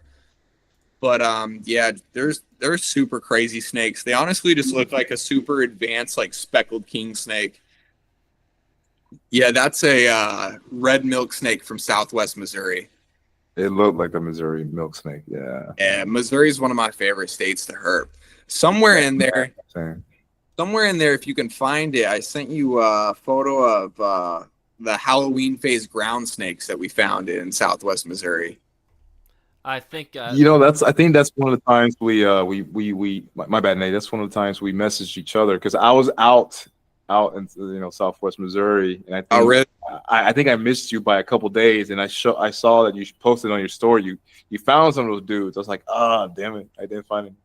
Yeah, we've had some pretty good. Yeah, so that's kind of one of like more drab looking ones, but still just a gorgeous snake. Such a cool snake. Um, yeah, we've had some good luck with the groups that I would go out there with. I would go out there with my buddy Richard from Wisconsin, buddy Evan from Chicago, and like Nicholas Edge from Kansas. We would all, yeah, that's a really nice one right there. Yeah, those are the ones that you want to find. I mean, Yeah. they're all pretty, but man, these are the screamers. Yeah, we used to go out there every spring and fall and just, see if we could turn up a ground snake. And some years I think we would find like probably over 5. And, it was definitely a group effort. You got to flip like probably thousands of rocks before you find any, but Yeah. And well, not to be too specific, but like on that corner of Missouri, it's usually like the ground snakes, coach whips would be a good find, the Great Plains rats, and then I feel like I'm missing another Western Massasaugas, right? Not I the forget. Western pygmies, not the saga. I think the sagas are like somewhere in the northwest corner of the state. There might be, yeah, see, I don't know. I'm not too familiar with the saga populations out west, but we did find Western pygmies, and I did send, I believe I sent a photo of a Western pygmy, and then we were also finding the Great Plains rats out there, which, Nice. yeah, those are pretty cool. You gotta go try to find some in Southern Illinois, man. Yeah, Those are another unicorn, dude. yeah, I know. Hey, but didn't you get the? I feel like I saw you post the. What was it? I got the flat. Yeah, I found them in Missouri first, and then this year, Buddy and I found them in Illinois proper. So that was nice to get off the list. Yeah, that's super cool. Yeah, you got both of them out there. I'm sure you could pull the Great Plains off. Oh yeah, eventually, man. I'll probably start in Missouri though. I love Missouri, just like you said. It's a great state.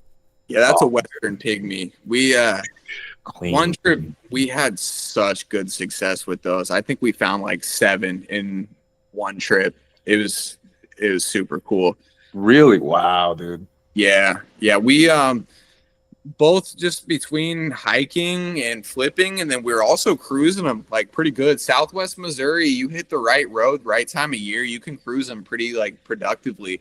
I think one night we got like 3 of them, and this one is pretty cool in particular because it kind of looks like what the Carolina pygmies can look like. The dusky pygmies, yeah. Yeah, I would say like probably the North Georgia localities. Okay. Yeah. But yeah, that was a pretty cool snake for sure. That nice little string on it too. It's crazy that they can have these decent on them, but you can barely hear them. Yeah, you can't hear them whatsoever. It's funny. Yeah, goofy. I don't even know why they have a rattle. These guys look almost a bit like six snake, man. That's awesome. This particular variety of sagas look almost a bit like Duskies, kind of. But, Yeah. I mean, that's what I was getting at. These Western pygmy, right? It looks like one of those Duskies. Yeah. To me, I've always said that this individual particular just always reminded me of like what the like pygmy rattle, like the Carolina pygmies in like Western North Carolina, like North Georgia. It looked like. I'm not sure.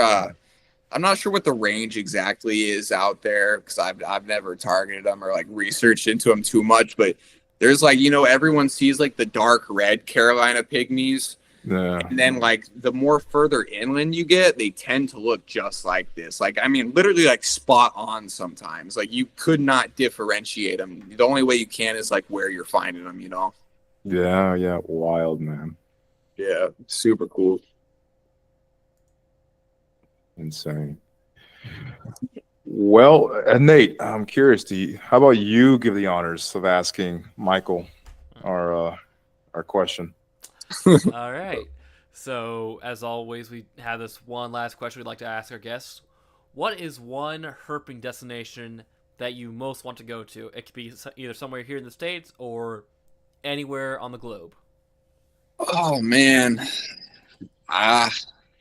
My heart wants to say Madagascar because of the Phelsuma, but I'm going to be honest. I have to say I probably just gotta say Australia. Like Australia is probably because it's like I grew up watching Steve Irwin, as we probably all did, and the venomous snakes out there is just ridiculous. Like you don't just got like terrestrial land venomous snakes. Like you hop into the ocean and you got We go in the water, yeah. yeah, and it's just a place that I feel like I need to spend a year there to probably like really absorb it in. But Same, dude. yeah, it's got to be Australia. And I hate to even give a basic answer like that, but it's like You shouldn't, dude. I mean, that's the all-time mecca for like most of us that are into this. That's the all-time mecca. It's hard to escape it, to want to be, I guess, quote unquote unique. But I mean, it's an island. It's an island continent. It's unique already. So no shame. No shame. And it's like, well, I guess to go a little bit further, if say you're planning a trip to Australia, what state slash country, or I mean slash territory, would you want to go first? man, I should have studied my Australia. No, but isn't I think it's just called like, isn't there? Man, There's South Australia. There's I was gonna say like the Western Territory. Western Australia. Okay, yeah, because there's like a lot of like Huge. yeah, like just crazy arid desert regions that just have like I'm pretty sure that's where like some of the like taipans are found and stuff like that. I could be wrong, but just based off my knowledge of like Steve Irwin, you know, like I just remember this episode where he went to like the western or like northwestern part of Australia. Oh, like and it just looked would be like the Kimberley. It might be. Yeah, I'm not 100% sure. Like I said, I should have studied my Australian, you know, territories. But yeah, like just the super arid orange deserts of Australia. And then, you know, it's like you got those big like kind of like rock formations that are like flat at the top. Talking about the Kimberleys. Yeah, the gorges and everything, the canyons. Yeah. Yeah, so that's probably where it would have to be because I just know there's some crazy stuff. Even like the lizard species out there, like they got some crazy geckos and you know just all types of just wild stuff. Solid, man. Yeah, I agree with you. It's gonna have to happen sooner rather than later. Yeah, definitely. Australia. Yeah. Well, hey man, this has been an awesome deck. We're obviously gonna have to have you back on just because you've sent a menagerie of photos that we barely got into look at, and you know you're a pretty interesting guy. Obviously, we're gonna have your business and your IG page on the footnotes, but yeah, man, this has been awesome. Nate, if you want to round us out, go for it. All right, ladies and gentlemen, thanks for joining us for yet another rambling of reptiles with me, Nate and Bryant, and thanks to our wonderful guest, Mike, and all his astoundingly good photographs. So, with that, signing off. Appreciate it, man. We'll catch you, Ramblers. Bye-bye.